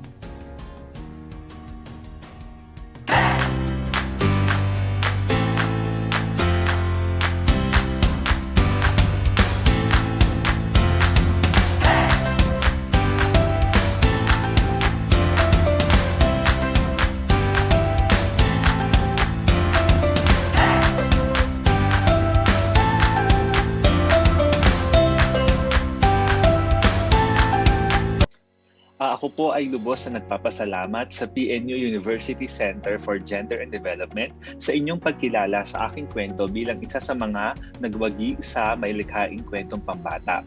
Ang kwento pong ito ay hindi lamang para sa mga bata, ngunit isa rin po itong personal na pagbabahagi ng aking mga danas bilang bata. Saludo po ako sa proyektong ito ng PNU UCGD dahil maganda po itong pagkakataon upang talakayin ang mga usapin ng gender identity, equality at representation sa konteksto ng kwentong pambata. Kailangan pa po natin ng mas marami pang mga kwentong makatutulong upang makilala ng mga bata ang kanilang sarili at upang maging mas mapagtanggap sa kanila ang iba't ibang komunidad kung saan sila nabibilang. Muli po, maraming salamat po sa pagkakataong makilala at mabigyang buhay ang aming mga kwento.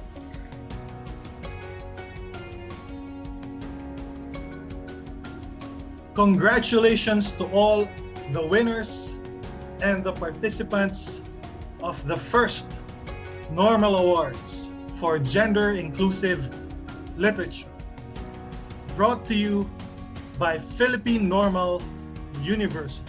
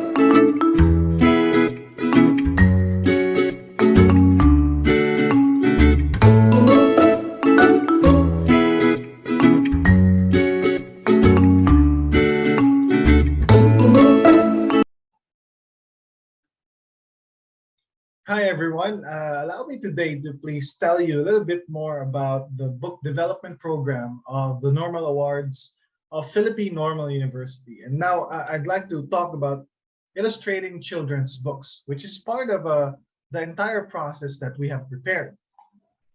The UCGD, or the University Center for Gender and Development, is the office that heads the Normal Awards of PNU. And this year, I am the officer in charge, and I'm working with 3 amazing staff. I have Rosel Rivera, who's my legal assistant, Len Calip, the administrative aide, and Pat Dairit, the technical assistant for our office.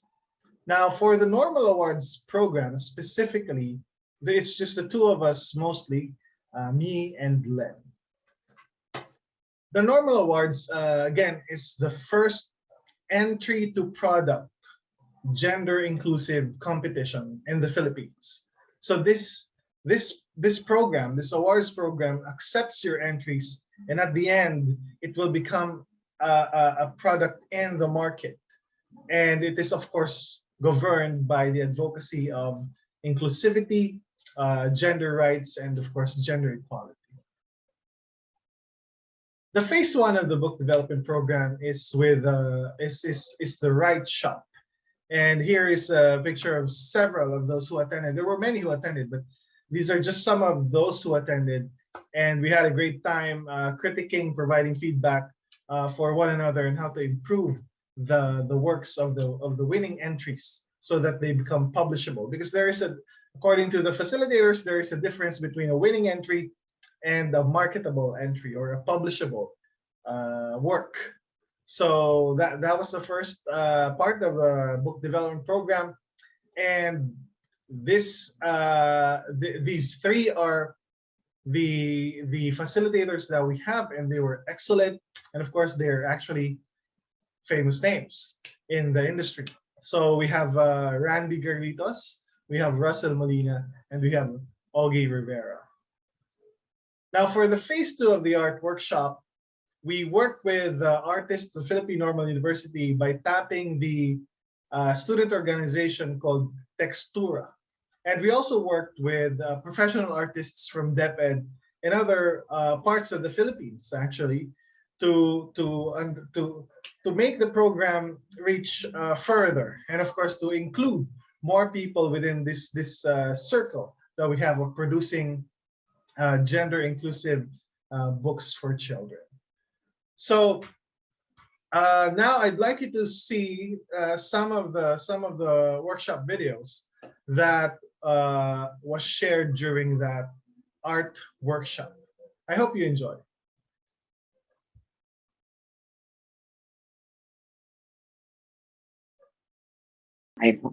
Ayun po, good afternoon everyone. So a quick introduction before I dive in dun sa art process. I am Cedric J.L. Garcia. I think most of you already know since puro Textura members yung audience natin here. So yeah, I am a public school, senior high school teacher in Taguig. And I also graduated in PNU, Bachelor in English Education. And I was the former president of Textura in academic year 2018 and 2019. So yeah, and also I am a freelance graphic artist. Wow. Ayan. So to proceed, I divided my presentation into 4 subcategories. Ayan. First is to share my life as an artist, my life as an educator, and then to share my book sketch, yung na-assign sa akin na story, the children's story, and then some tips for everyone. Okay, so of course, I owe a lot of my creative growth sa PNU Textura kasi, and then nung college na talaga ako nag-explore in terms of the arts. Ayan. I've always been interested in ever since I was kid, para na-hone talaga yung skills ko sa Textura. So ayan, flashing some of the events and some artworks na ginawa namin sa Textura. Yeah. All right, and share some of my personal works. Ayan, I joined, I was featured in BGC Art Center's You Art Not Alone. This is a quarantine art feature. I just decided to join. Kasi parang nung quarantine din ako nagkaroon ng drive to like pay attention or to like really get to know my art style better. Tapos ayun, dito rin ako spend ng time to practice yung digital arts. Kasi just like everyone naman po, I started my arts na traditional, like watercolor, ganyan. Actually, pen, ganun. So these are my works. So it's mostly related to mga issues nung pandemic. Ayan. So I also do commissions on the side. Actually, like Ate Precious, hindi naman po ako talaga officially na accept or nagpo-promote ng commissions. But these are requests or commissions from my friends who contacted me personally. So, ayan, mga pa-class pictures. Tapos, ito namang isa is for my friends business naman, parang coffee shop business, and they want to promote parang local places. Yan. So I also work as a layout artist in DepEd DRRM. Ayan, meron silang parang online event, yung OKK Tambayan. Tapos here are some of my outputs. And it's actually an online mental health and psychosocial support service for high school students. Tapos ito yung mga outputs or layout na nagawa ko before. And also, ayan, I guess dito sa experience na to ko na parang na-hone yung interest or parang a skill ko when it comes to drawing na naglilin dun sa spectrum ng children's stories or children's illustration.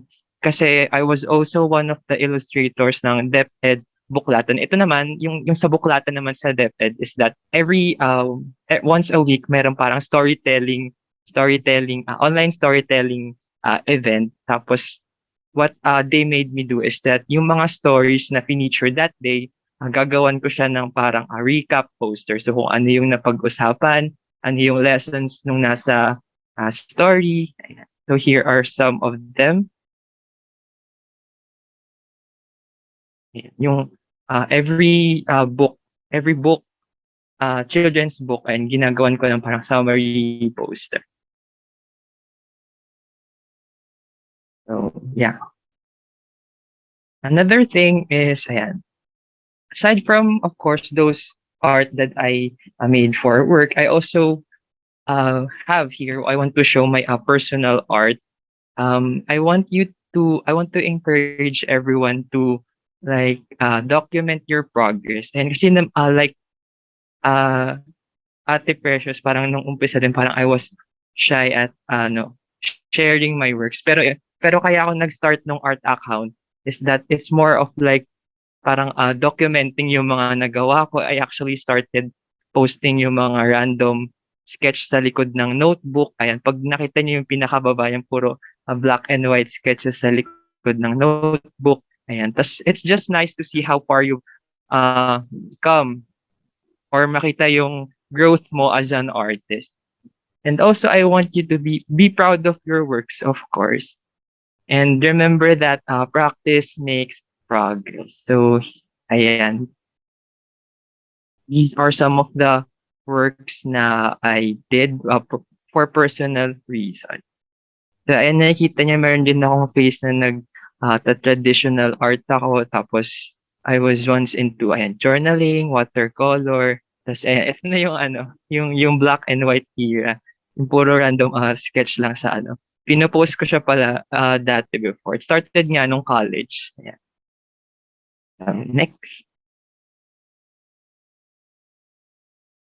Next would be my life as an educator.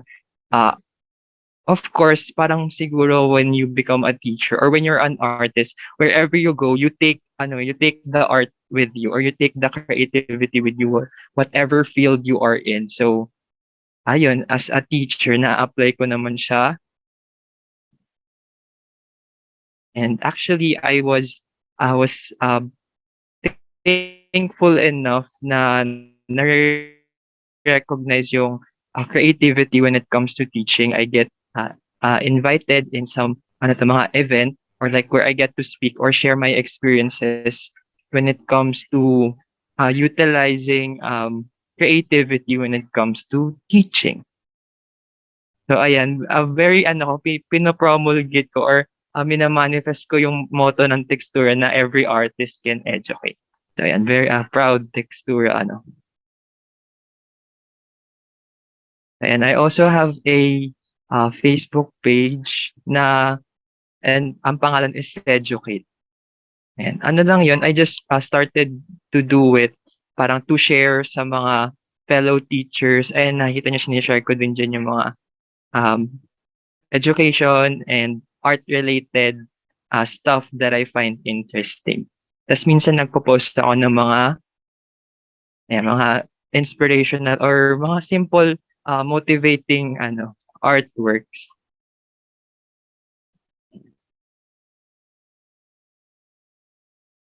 And let's proceed with my book sketch. So the story that was assigned to me, or actually ako unang pinapili. So ayan, yung entitled is Ang Kapatid Ko'y Isang Paru-Paro. So ito yung mga drafts ko. So at first, syempre yung title, from the title pa lang, makikita mo na merong ang kapatid ko isang paru-paro. You would think na is it in a literal manner or is it metaphorically? So ito yung una kong sketch. So parang meron lang girl here na technically paru-paro siya tapos surrounded by the flowers. Ayan. Kasi where do you actually find butterflies? Usually in gardens, in places na maraming flowers. So ayun. But as I read the story, I realized na it's from the perspective of the sibling or yung kapatid. Yung kinikwento niya, ang kapatid ko ay isang paru-paro. And it's actually about yung kapatid niya being a trans woman. So ayun. So aside from just showing, 'di ba, yung character ni Ate Marie who is a trans woman, yung I think yung na-realize ko na point or yung focus ng story rather than just simply showing Ate Marie as a trans woman, it's on the part of the people around Ate Marie or around her, specifically the close people. In this case, yung kapatid niya. Tapos, and here, ito yung recent kong cover.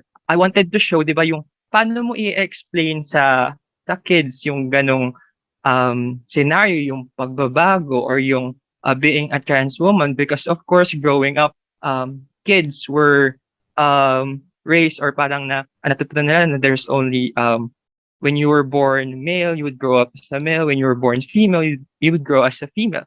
So as a kid or parang yung point ng story is paano mo i-explain or how would you simplify or how would you show it in a sense na mas maiintindihan ng kids.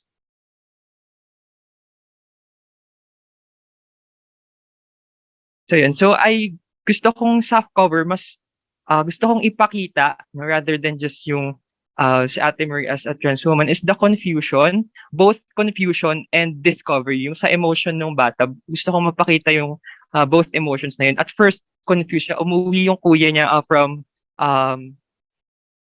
another country. Tapos, pagdating niya, parang babae na yung kuya niya or it's a completely different person. But actually, it's still his sibling. Ayan, si Angelo yung pangalan ng bata. So, yun, pag-uwi nung Kuya Alice niya dati na Ate Marie na ngayon, ay gusto kong i-highlight yung confusion.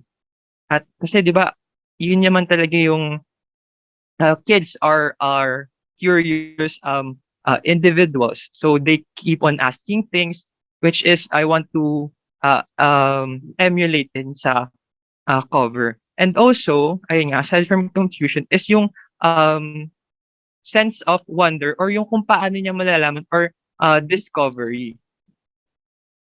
So actually, sa story, kaya ang ganda actually ng metaphor, di ba? Siyempre, butterfly nag-undergo ng metamorphosis. Tapos, ayan, merong certain stages. Tapos si Angelo, dun niya na realize kasi parang they were having this science discussion. Tapos, ayun, parang evolution or metamorphosis yung topic nila sa science. So parang ganun, when we use terms or explanation na mas familiar or mas madaling maiintindihan ng bata, ayun, mas naiintindihan din talaga nila. So for example here, parang kinompare niya, parang sinabi niya sa story na si Kuya Alex ay parang isang paru-paro na we undergo certain changes in our lives. Tas yun. And in that sense, dahil sa natutunan niya yun no, sa kanyang klase, is naintindihan niya at the end. So, yan. When it comes naman sa inspiration nung art style, ayan, bukod sa, as you've seen, di ba, sa works na pinakita ko before, I am fond of using vibrant colors or bright colors, especially din yung primary colors. Kasi parang actually very contrast sa personality. Kasi as a usually quiet person, gusto ko naman yung art ko ay sumisigaw or ayun nga, attention grabbing in some sense. But since it's for kids, actually, ayun, kinonsider ko rin yung audience. Of course, mas appealing sa kanila yung colorful. Tapos yun, when it comes to picking naman yung story, kinonsider ko rin, I was actually thankful na ako yung unang pinili ng story nila, Sir Lai at saka ni Ate Precious nung binigay sa amin yung mga stories. Tapos, sa title pa lang, kaya ako napili yung ang kapatid ko yung isang paru-paro. Okay, paru-paro, I'm expecting this will be colorful, surrounded by flowers, and knowing me na I could work with bright colors, ganyan, I think nagmamatch naman din yung capabilities ko or yung forte ko when it comes to translating this story into its visual form. Tas ito pa lang yung na-present ko actually. Wala pa ako nung colored version kasi nga very meticulous or very parang maarte sa pagpili nung color palette. Dun ako mostly natatagalan sa pagpili nung colors. So yan. And actually, I would just like to share na this is my first this is parang my first children's book illustration. Kaya ayan, sobrang thankful ako that I was one na napili na mag-illustrate ng mga magagandang and progressive na mga stories, children's book stories. And actually, ang dami ko ring natutunan since ito nga yung first time ko. Simula sa speaker kaninang umaga, ang dami ko ring natutunan and probably I will apply it sa as I finish this cover. Ayan. So ayun nga, let's try to empathize with kids dahil nga ang story ay about perspective nung bata. Okay, so ayan, let's proceed with the process. Ayan. Of course, I think most of you could relate. I start my process as being a tambay sa Pinterest kasi ang dami mong makikita doon na inspiration. So gumagawa ko usually ng isang board doon, tapos doon ko lang nilalagay lahat ng possible ideas related to yung story. For example, mga sample sketches ng butterflies, kung ano yung mga colors na gagamitin ko, yung mga flowers, actually yung references ng flowers, and stuff like that. So don't forget to always look for ideas because inspiration can be found almost everywhere. Ayan. Tapos yung pagtatambay nyo rin sa Pinterest or for example, pag-scroll nyo sa feed ng Instagram or whatever social media site, tapos may nakikita kayong mga artwork, ganyan. It's also one way for me of training my eyes to seeing different styles, different color palettes. Ayan. So I also have inspirations from films. Ayan. Ito from cartoons din. Ito yung mga films na na-create nila na very heavily inspired ng aking art style actually. And of course, Studio Ghibli films. Ayan. here are some of my works na fan art nung sa Studio Ghibli Films. So ayan, don't forget to always look for inspiration. Or yung pag-create ng fan arts and stuff like that could also help you practice your skills. Tas ayan. And lastly, ayan. Yung creative process ko in 3 simple steps. Gusto kong gamitin na point of explanation yung ano din, yung concept sa story. So, at first, we're all caterpillars kapag magdodrawing where ideas just start to crawl in. So, ayan, dito mapasok yung research, and next naman is yung parang pupa stage, di ba? From being makulit or being all over the places na gumagapang na ideas, we start to put them together and we build the ideas together. So dito yung part na yung pagbuo ng team or storyboard. Tapos kung yung general visual overall visual aspect nung dinodrawing sa pupa stage. And of course, lastly is yung butterfly stage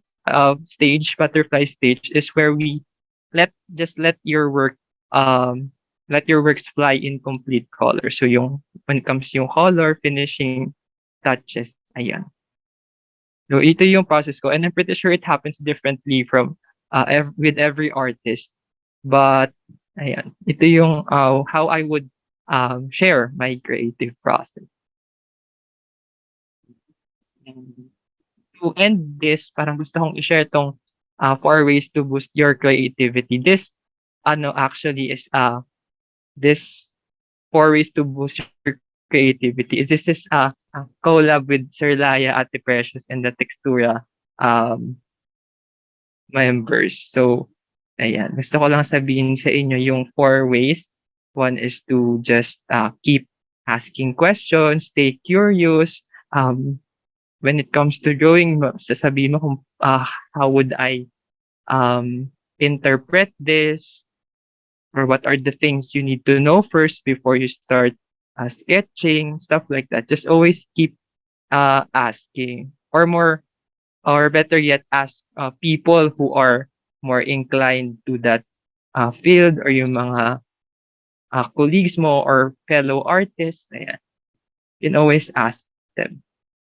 Also, so to think differently, of course, at actually lahat na ng art style, ganyan, lahat na ng ways to draw, at there, parang lahat ay taken na, ay meron na. But it's how you tell the story, it's how you tell the visual story. It's yours. So, ayun, we're all different in terms of that.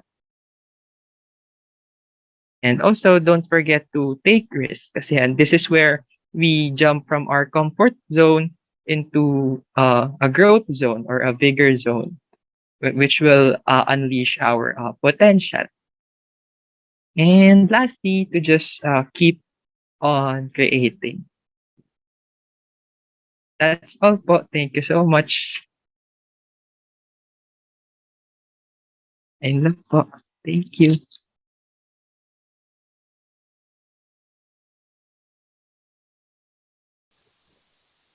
Okay, i-share ko lang muna yung yung ako as as an individual artist, tsaka ako rin as a part of a collective.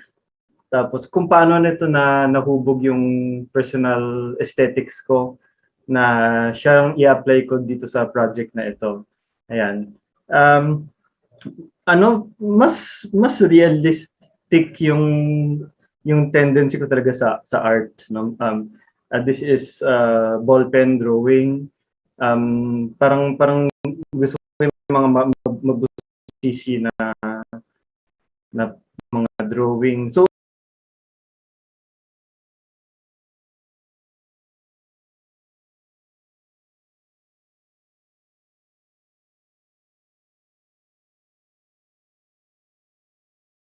ko in life ay watercolor.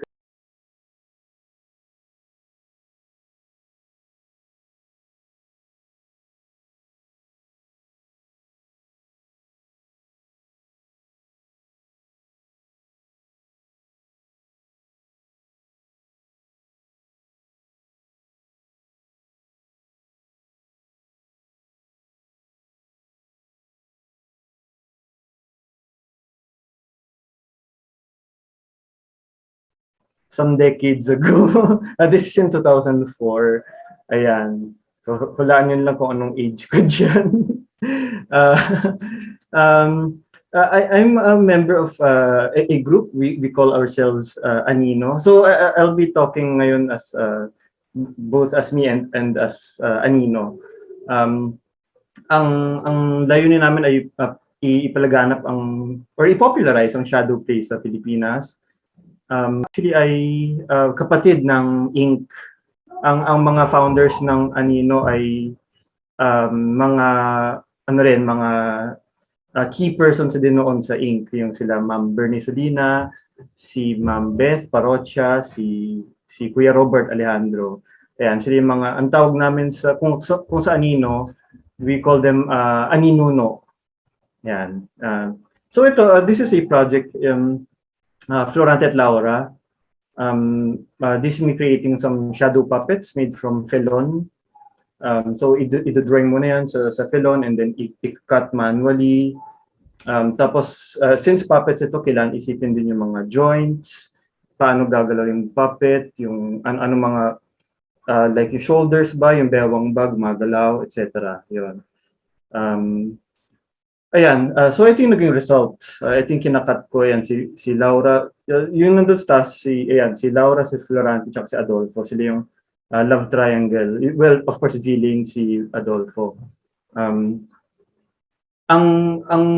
Usually ang inspiration ko sa mga ganitong art, mga kung ano yung pop culture na prevalent during that time. No? So during this time, Lord of the Rings, no? So, yan, di ba, nung time na yon. So, ayan, kaya parang si Florante may mithril armor. Christians sila, so dominant yung cross sa motif. Tapos di ba yung kabila naman sila Aladdin, mga Muslims. No? Pero Filipinized si Laura, so parang anahaw yung motif niya, anahaw with crosses. Ayan. And then this is Adolfo. Ayan. So, ayan. Ito yung parang naging posters ng Florante at Laura. Tsaka ito yung mismong naging video. Okay. Kami sa Anino, we really love analog stuff. Like analog light bulb, kandila, torch, no? Pero nai-inlove na rin kami ngayon sa digital. So this is actually a transition period. We were using overhead projector for this, pero we started using digital printers for the backgrounds. Yung backgrounds gawa na sa Adobe Illustrator, tapos pinirin sa acetate para maging shadow play. So parang analog digital hybrid na during this time. Ayan, this is an example of shadow puppets being transformed to digital. Ayan, at this is a typical shadow play performance. Nakaupo kami lahat, tapos everything is analog. Ayan, so ito yung mga puppets. Kanan. And then si Oriol at si Handyong from Ibalon yung nandyan sa kaliwa. Okay. And then fast forward, this is already 2019, before the pandemic. Parang full na yung blend namin ng digital and analog. Merong images, merong visuals na galing sa overhead projector. So halimbawa may nakita niyo yung lines, that's sand with nasa OHP lines, yun yung naman galing sa LCD projector. And then dumating yung pandemic. Biglang nawala lahat. Hindi na kami pwede magkita-kita. So napilitan kaming mag-transform fully to digital. So this is very crucial for me as an artist kasi parang ito na yung point na kailangan mo nang embrace yung bagong medium kasi ito na yung new normal, ito na yung dinidictate ng panahon ng industry at wala tayong choice for this matter. So ayan, halimbawa dito sa baba, these are cardboard cutouts from folders, tapos Sa kanan yung result. This is a book by Ina Reyes, ang bagong kaibigan na Bing Butiki. Ayan, this is my son. Tapos, ayan, dito sa kwartong to, ayan. Okay, overhead projector. Isa sa mga favorite naming authors, I see Doc Luis Gatmaitan. This is his story, ano nga to, May Giyera sa Katawan ni Mark. This was done during the pandemic, parang para maengganyo yung mga tao magpabakuna. Ayan.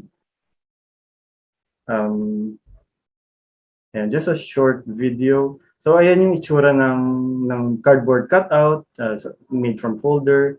Ito yung mga ginawa kong mga ganun din, mga cardboard cutouts for yung mga mikrobyo, tsaka yung mga kawal ng vaccine laban sa mga mikrobyo. Ayan. So purely analog siya talaga, pero ita-transform siya eventually to digital. Kaya ganito yung nangyari, ganito naging itsura. And then lastly, another story by Doc Luis, may mga lihim kami ni Ingkong. Ayan, okay. And then, so at this point, parang na-discover ko yung beauty of Adobe Illustrator kasi parang nasisimulate ng Illustrator yung cardboard cutouts. Kaya nakita ko, ano pala, kasi dati mas Photoshop yung ginagamit ko.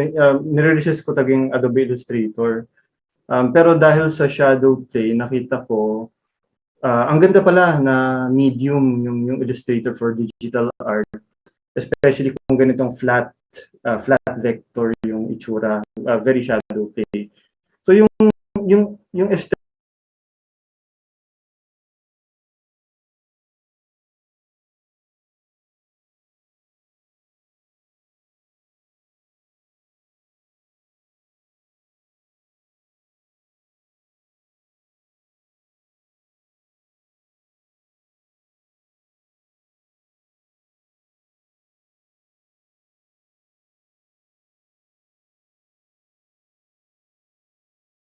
okay. Ang na-assign sa aking book ay Ang Buntot ni Cal na Isang Paboreal. Nung una hindi ko alam, tinatanong ko pa si Ray, ano kaya to? Ano yung paboreal? Tapos, peacock pala yun. Sige, kunin ko na lang yun. And then, nung nabasa ko yung story, gusto ko yung story, napakasimple, napakaikli. Basically, yun basically. Ikinahihiya niya yung buntot niya kasi parang hindi raw astig yung buntot niya. Hindi raw panlalaki. So kinukubli niya, tinatago niya using anakaw. Ayan. Sige, i-share ko yung ito pala. Sige, mamaya na lang to sa Illustrator. Can you see this yung Illustrator? Nakita niyo po ba? Yes po, sir. Ayan po. I was mentioned kanina yung ngayon lang ako gumamit, I think 2020 lang ako talagang gumamit ng Illustrator. Kasi doon ko na-discover yung wonders ng software na ito. Sandali, paano ba iyan to? Nakaharang sa screen yung ng Zoom. Okay. Ayan, dito ko lang lalagay.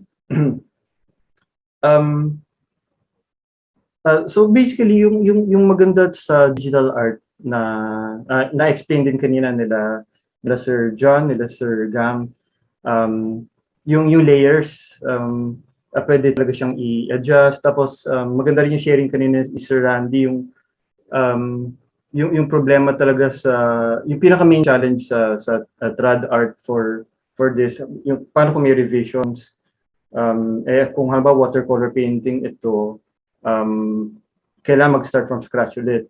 So yung maganda sa digital, pwede nating ihiwalay lahat, yung ground, yung for halimbawa dito ibang layer yung ground, ibang layer yung sky. ibang layer yung title, yung text, tapos ayun. Gusto ko lang i-discuss yung intricacy ng digital art. Ano rin siya, mabusisi din pala siya kasi akala ko nung una madali lang yung digital, pero halimbawa para gawin tong mga anahaw o yung wing o yung mismong pabo, matrabaho din siya, like isa-isahin mo yung ito yung isang anahaw naka-group, tapos so bawat leaf isa-isa siya i-arrange mo, i-organize mo. Pero pag nagawa mo naman na siya, pwede na siya i-group and then copy-paste, pwede na siya. Tapos pwede i-alter mo lang for the second anahaw. Ayun. So parang in terms of medium, it's another, it also dictates your process. Kasi parang may mga nakita kang mas magagandang possibilities na wala sa traditional, no? Although nami-miss ko rin talaga yung traditional, no? May ibang quality siya, no? Kasi mas precise yung digital, para sa akin mas maliit yung room for playing around kaysa sa traditional. Like ano ba yung watercolor, yung water pwede mong paglaruan, tapos may yung chachamba ka sa art mo sa watercolor. Ayan, i-share ko lang din ito yung references ko, binuksan ko yung layer. Ito yung initial sketch. Nagsisimula pa rin talaga ako sa traditional sketch as in lapis at papel. Kasi hindi pa rin ako ganun ka-comfortable. Wala rin pa kasi akong drawing tablet. So, mouse struggle pala ito. Mahirap din gawin siya using mouse. Kaya sana makabili ako ng ano yun, sir? Yung Huion canvas. Ayan. Kaya maganda na tanong ni Sir Ray kanina. Parang, sige. May idea ako about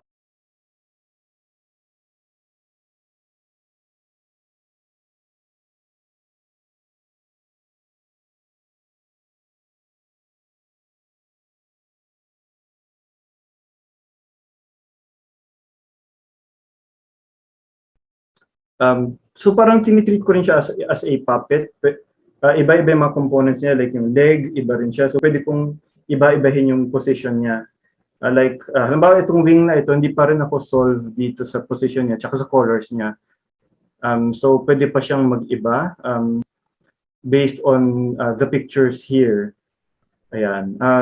Ngayon ko lang din na-discover, alam ko yung peacock, napakagandang animal niya, pero mas na-appreciate ko siya dahil sa project na ito. Like, pala siyang natural headdress na napakaganda. So, ayun, andun yung headdress niya sa drawing. Tapos yung pakpak ng peacock ay, wow, iba, makulay, ang ganda ng feathers niya. Kasi yung alam lang natin sa peacock, usually yung buntot. So yun yung isang magandang natutunan ko with this project. So I think, sige, last na lang.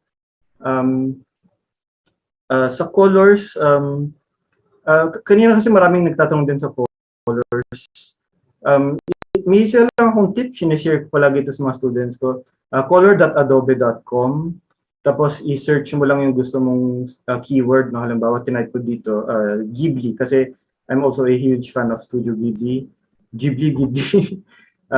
Tapos ayan, ang dami nang lalabas na possible color combinations. For example, I like this one. Ayan, so pwede mo nang kunin yung kanyang hex code, yung hex code ng color. Ano naman to, kahit RGB or CMYK, adjust. Okay. So ayan, para at the beginning pa lang alam mo na yung color scheme mo. Ayan, this is a really a good hack for digital artists. So I think yun lang po. Salamat po sa pakikinig.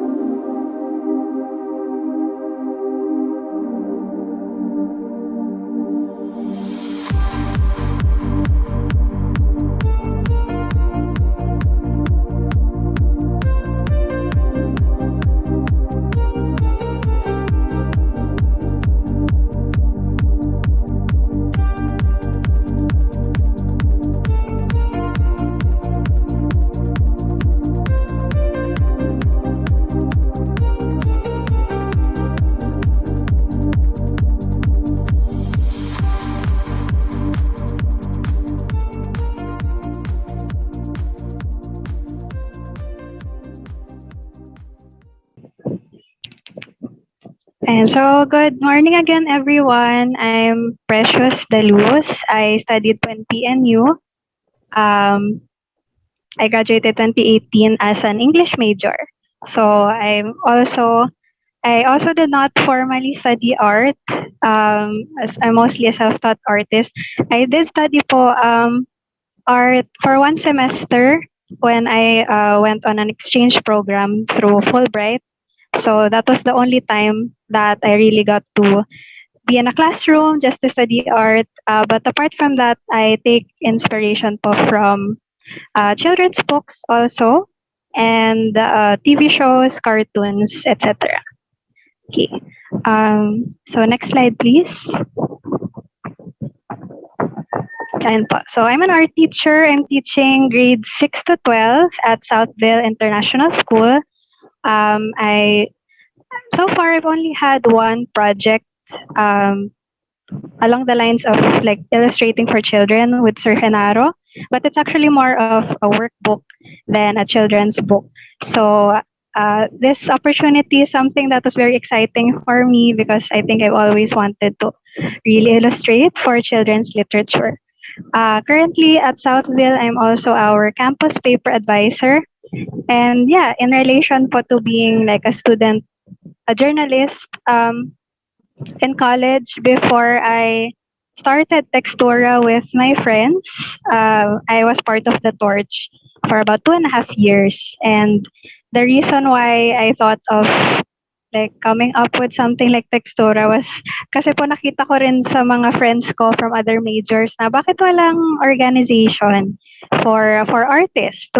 Samantalang 'di ba po like sometimes when you're an educator, you have that inclination to really be visually competent. You know, you have a great imagination, and I thought sayang naman if it isn't channeled. So I also want to take this opportunity to thank everyone kasi po in 2016 we were really just starting out, bunch of second year college students, and now we have this privilege of your time to spend with in-demand illustrators. So thank you so much.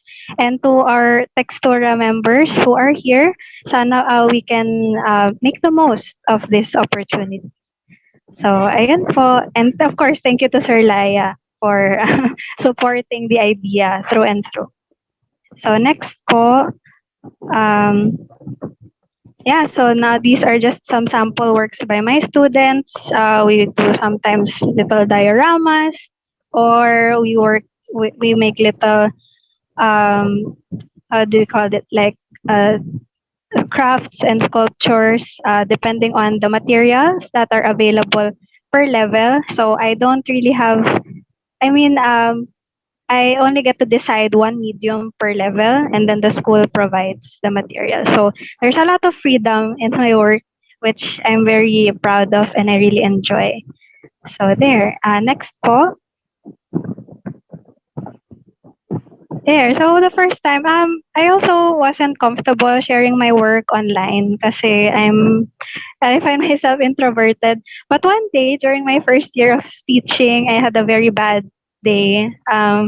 You know, teachers encounter rude students sometimes, and I was just so riled up, so pent up and frustrated na I decided to draw parang reassurance for myself, just calming words. And for some reason, I decided to post it. And then, mga 1-2 hours later, nagulat ako, it became like 6,000 shares, ganon. So after my class ended for that day, ayan, viral na pala. And so, siguro if there's anything I want to share from that experience, it's when your intent as an artist is more on giving than gaining. You know, when you're thinking about likes, about metrics, like, oh, ano kaya reaction. When your intent is really on, you know, just helping someone else, it's more likely, personally, I think it's more likely to really make an impact on others. So if you're shy about sharing your work, always think na maybe it can help someone else. So yun po. Next slide. Thank you. So if you want to, I this year actually didn't post a lot because I went on I mean, this was a particularly challenging year as a teacher, a lot of transitions. So I wasn't as active posting this year as I was last year.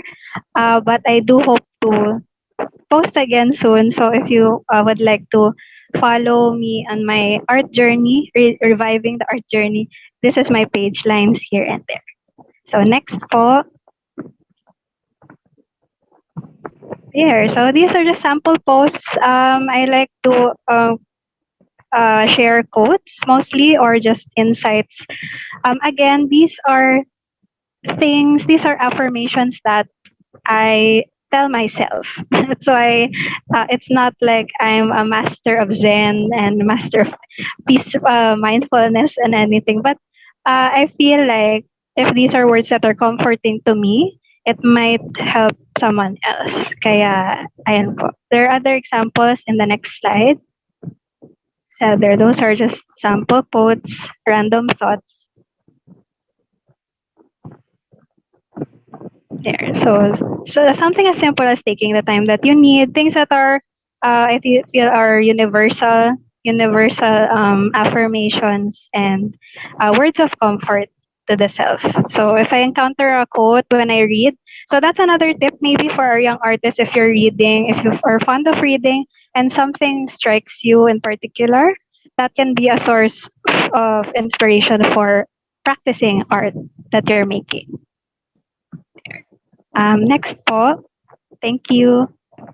There. And then, of course, after I started posting, even without saying that I'm open for commissions, there were already these opportunities that came.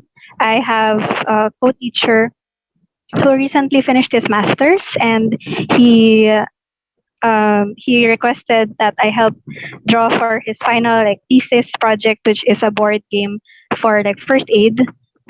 So there are the boxes there na what would you do if this were the situation? You get bitten by a snake or you get punched in the face. So the board game was about that. And these are some of the icons from that board game that I drew for.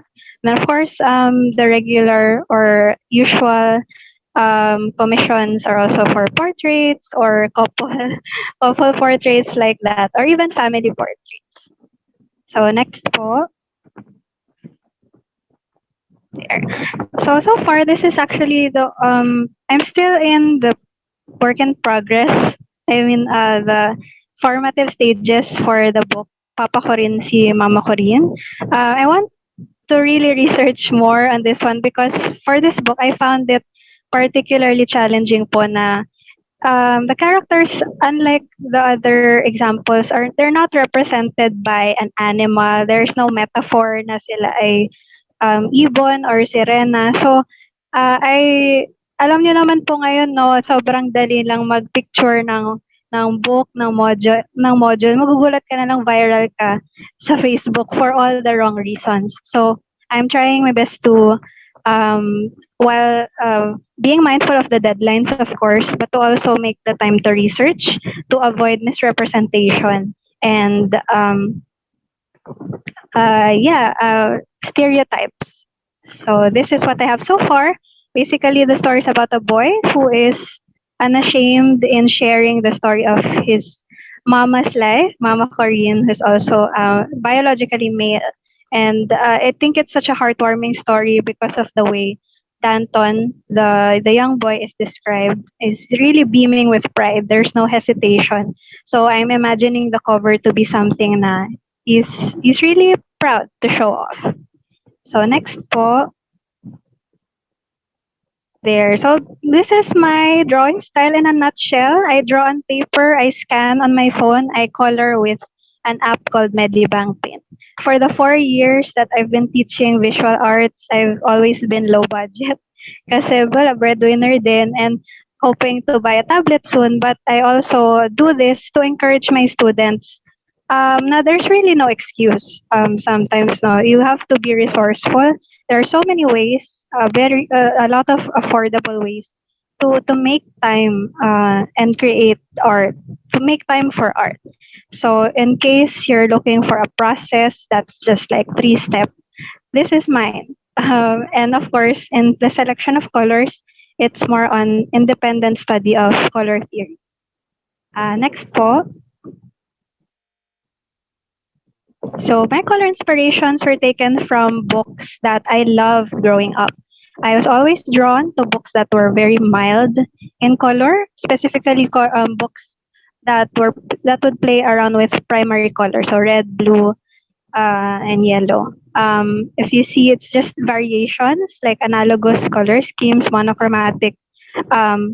Joke. So yeah, it's analogous, mostly blue and green, and then yeah, playing more with red as the most striking color for contrast.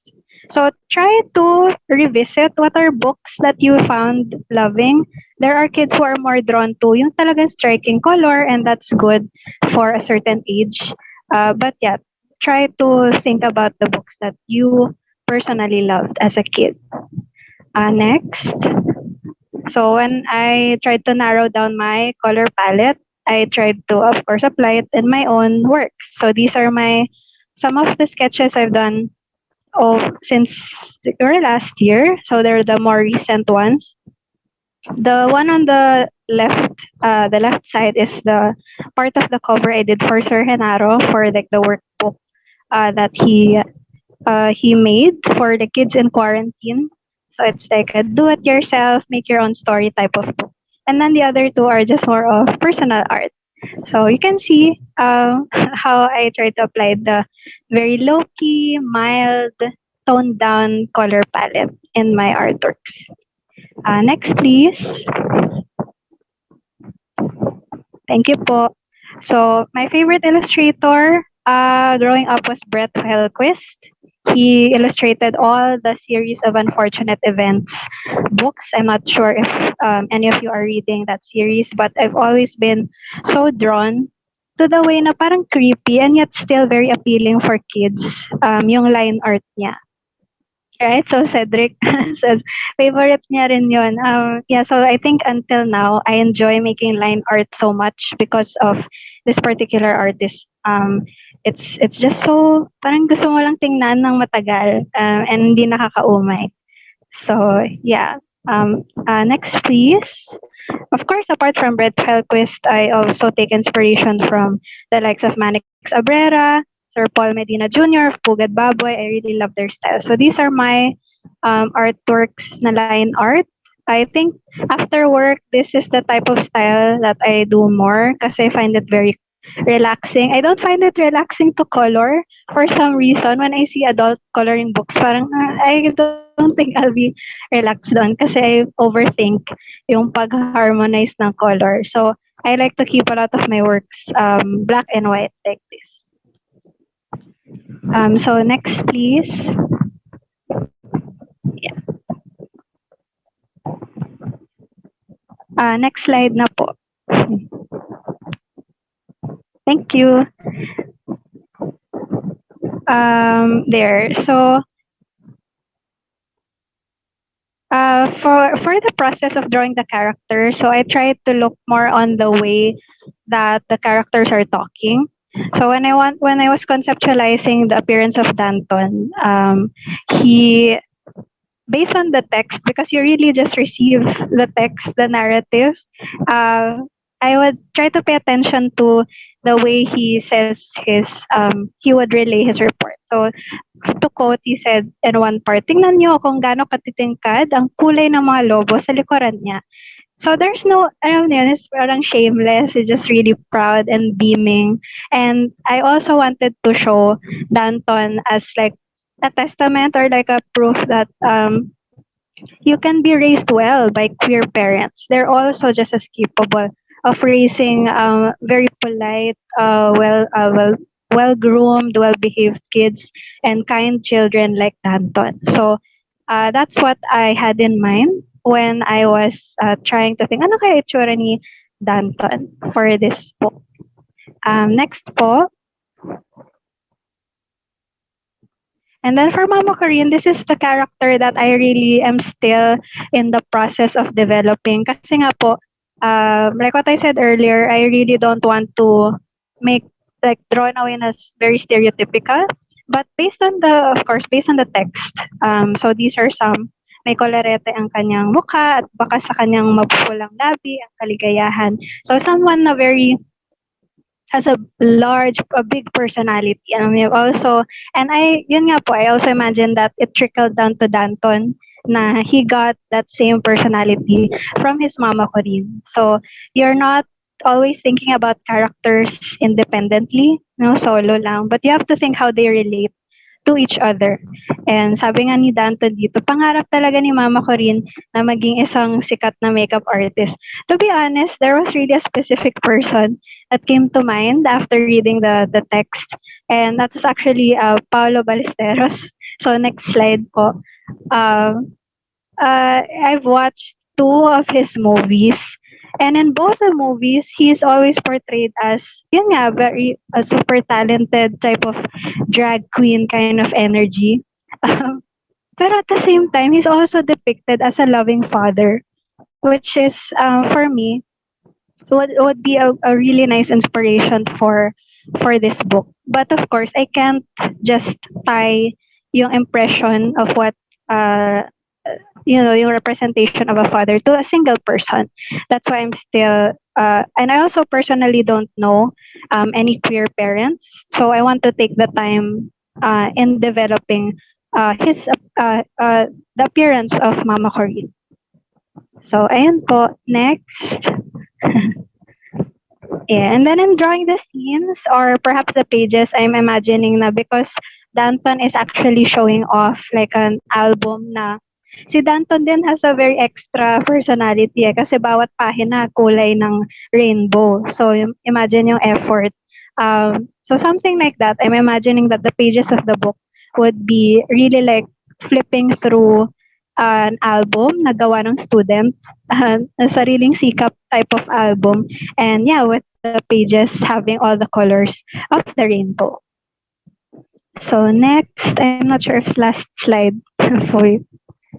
So yeah, that's basically my process, and thank you so much for the privilege of your time. Thank you.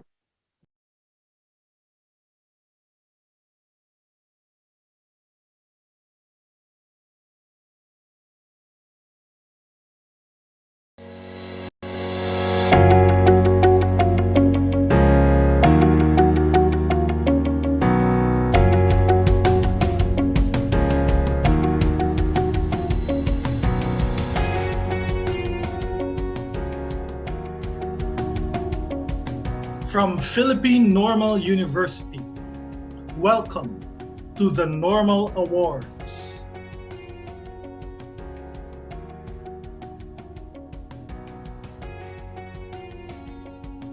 To start our celebration, please welcome the President of the Philippine Normal University, Dr. Bert J. Tuga.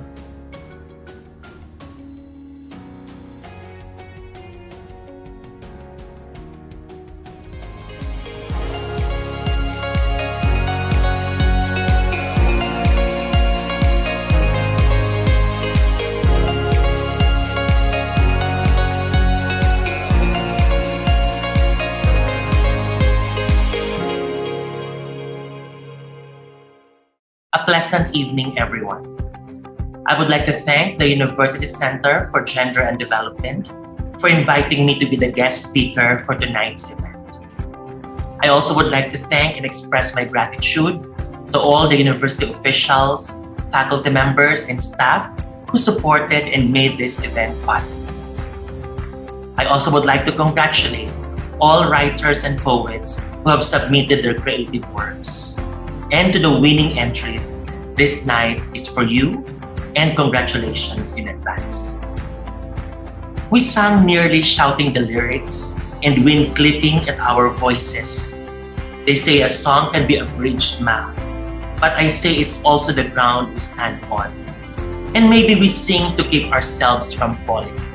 Maybe we sing to keep ourselves. These are the words of Vietnamese-American poet Ocean Vuong in his debut novel, On Earth, We Are Briefly Gorgeous. These words made me realize the complexity of what it means to exist, To be is to be an enigma. To be is to be heard. To be is to listen. But in most cases, our voices are silenced, our words erased. I suddenly realized that as humans, we want to be perceived by the other, to be acknowledged by those around us. Maybe because in that small act of recognition, we can convince ourselves that we are here, that we exist. As human beings, that's probably the reason why we sing love songs, write novels and poems, or create visual representations of the things that we cannot fully express. Maybe through rhymes, metaphors, and brushstrokes, we can convince others to listen. Our event today aims to do that, to help the subalterns reclaim their voice. Beyond the award and the prestige, PNU's Normal Awards for Gender Inclusive Literature is an opportunity for everyone to reclaim their voice and enunciate their truths. The finalists and the winning entries are an expression of being seen and heard. It represents the yearning to feel that somebody understands the struggles of being gender diverse and the ambiguity of knowing that we all live in a world that forcefully categorizes and compartmentalizes us, stopping us from actualizing our authentic selves. The short stories, essays, poetry, and novels submitted to the Normal Awards Committee are all expressions of our struggle for identity. It is our way of claiming our space in a society that pushes us further into the margins. Literature is always a self-making and self-defining act, a process that disidentifies with externally imposed and internalized definitions of the self. To write our experiences is to break free from the epistemic violence of heteronormativity. To write is to liberate ourselves. Writing literature is to choose not to belong in any categories. By breathing life into our words and feelings, we teach others how to speak our language. We make them learn and understand. I'm very proud of all the finalists and the winners for the inaugural PNU Normal Awards for Gender Inclusive Literature. I hope that this award would not be the last but a stepping stone for you to reach the spaces where our voices can be heard. Thank you, and once again to all the winners, congratulations.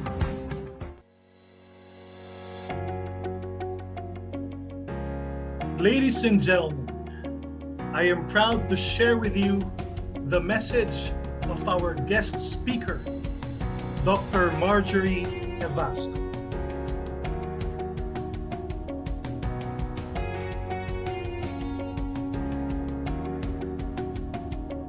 Dr. Bert J. Tuga, President of the Philippine Normal University, Vice President for Academics, Dr. Jenny V. Hoxton, Vice President for Research, Planning, and Quality Assurance, Dr. Ronald Alan S. Mabunga, Vice President for Finance and Administration, Mr. Harry P. Huilaganga, Vice President for University Relations and Advancement, Dr. Ludinio A. Vergara, OIC of the University Center for Gender and Development, Dr. Ray Palces, esteemed judges, winners of the various categories, writers who participated in the contest, friends, a very good evening. This is the watershed year for the production and recognition of new gender-inclusive literature. And we congratulate the Philippine Normal University for underscoring the pedagogical power of literature through the initiative of its newly established University Center for Gender and Development in organizing the 2021 Normal Awards for Gender Inclusive Literature. PNU Center for Gender and Development, as well as its laudable literary contest, are clear signs that the awakened consciousness for the continuing fulfillment of human potential has taken its rightful pedagogical space in the country. Gender-inclusive literature refers to literary works that represent the experiences, issues, and perspectives of women, LGBTQIA+, and other marginalized genders. Feminist politics prospers literature by and for women that promotes their human rights, gender equality, and inclusivity. LGBTQIA+ literature promotes awareness and inclusivity of sexual orientation, gender identity, and expression. In our first meeting for the judging of the essay English category, Dr. Ronald Baitan, who shared the board, noted that he loved the evocative play in the name Normal Awards, which signals the purposive opening up of the field of literary production with the intention of departing from the long dominant normativity of cis hetero-patriarchal themes and concerns of Filipino writing. Dr. Marby Villasiran and I also lauded PNU's intent over and beyond giving the generous cash prizes to publish the winning entries in all the genres of the Filipino and English categories in an anthology under the imprint of the University Center for Gender and Development. Most importantly, the winning poetry and stories for children in both categories would be developed into illustrated books for children that would be available in 2022.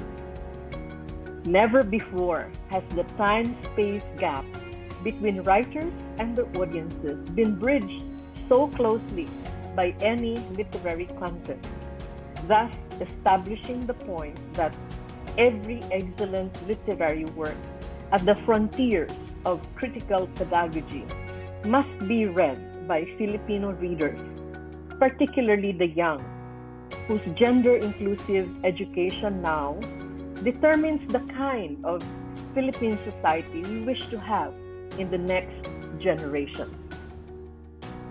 As a feminist writer and educator involved in the Women's Studies of the Philippines Consortium, and who had advocated since the mid-80s for gender-fair education at all levels, I would say that indeed we have come a long way from those initial difficult years when we had to face many problems and forms of opposition, when we dared to practice radical pedagogy in courses like Women in Literature and Gay and Lesbian Literature. In those early years of consciousness raising, feminist writers did not only produce literary works that problematized the cis-hetero patriarchy, they were also actively transforming the gender awareness of their families, workplaces, and communities. In more than 33 decades of the struggle, we have seen that whenever there is a critical mass of gender-inclusive advocates, it is possible to establish institutions that uphold the ontological imperative of empowering the humanity of each person. This is true of Philippine Normal University, the country's flagship public co-educational teacher education and research institution. Its brave initiative to establish in the midst of the pandemic this new ethos for literary production and recognition shines an inspiring light. That the center received a total of 414 entries from writers all over the country is indicative of how this cutting-edge program is a welcome change. I am certain that all the judges in the various literary forms have seen this shining light in the minds and hearts of all the writers who sent in their works. The struggle for gender inclusivity and fairness is far from over. But now we know that there is a vanguard of sharp minds with very sharp pens who can bring the struggle closer to our dream of a common language, of our shared humanity. Congratulations to the winning writers. Congratulations again to PNU and the University Center for Gender and Development for the commitment to continue the good work in widening the liberative space where everyone has the rightful place and power to be fully human. Thank you and good evening.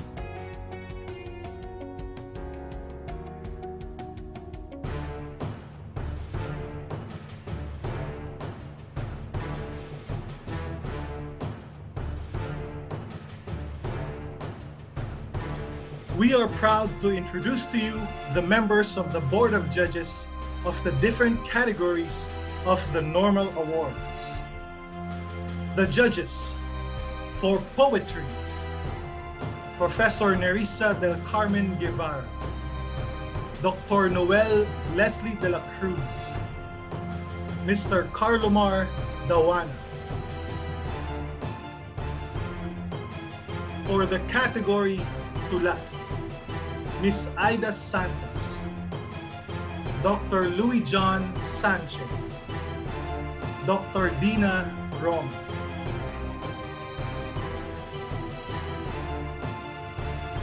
For the short story category, Miss Susan Lara, Dr. Joanna Lynn B. Cruz, Dr. Jaime Ann Lim.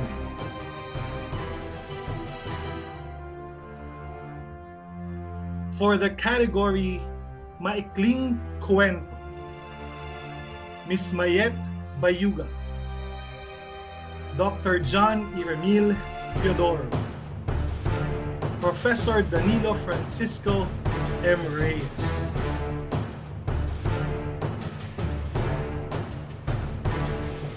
For the essay category, Dr. Ronald Baitan,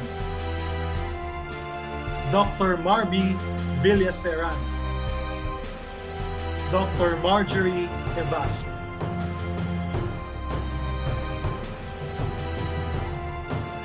For the category Sanaysay, Dr. Chuck Berry Pascual,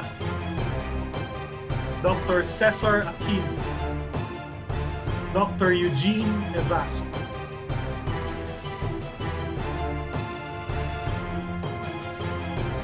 For the Poetry for Children category, Professor Joel Toledo, Miss Muki Katigbak Lacuesta, Miss Zara Gagatigi.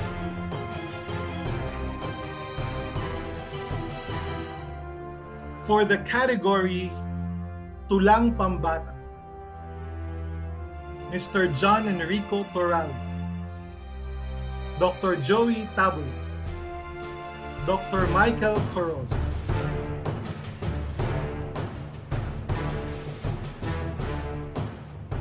For the Novel for Teens category, Miss Carla Pasis, Miss Mara Lanot, Professor Jerry Los Baños.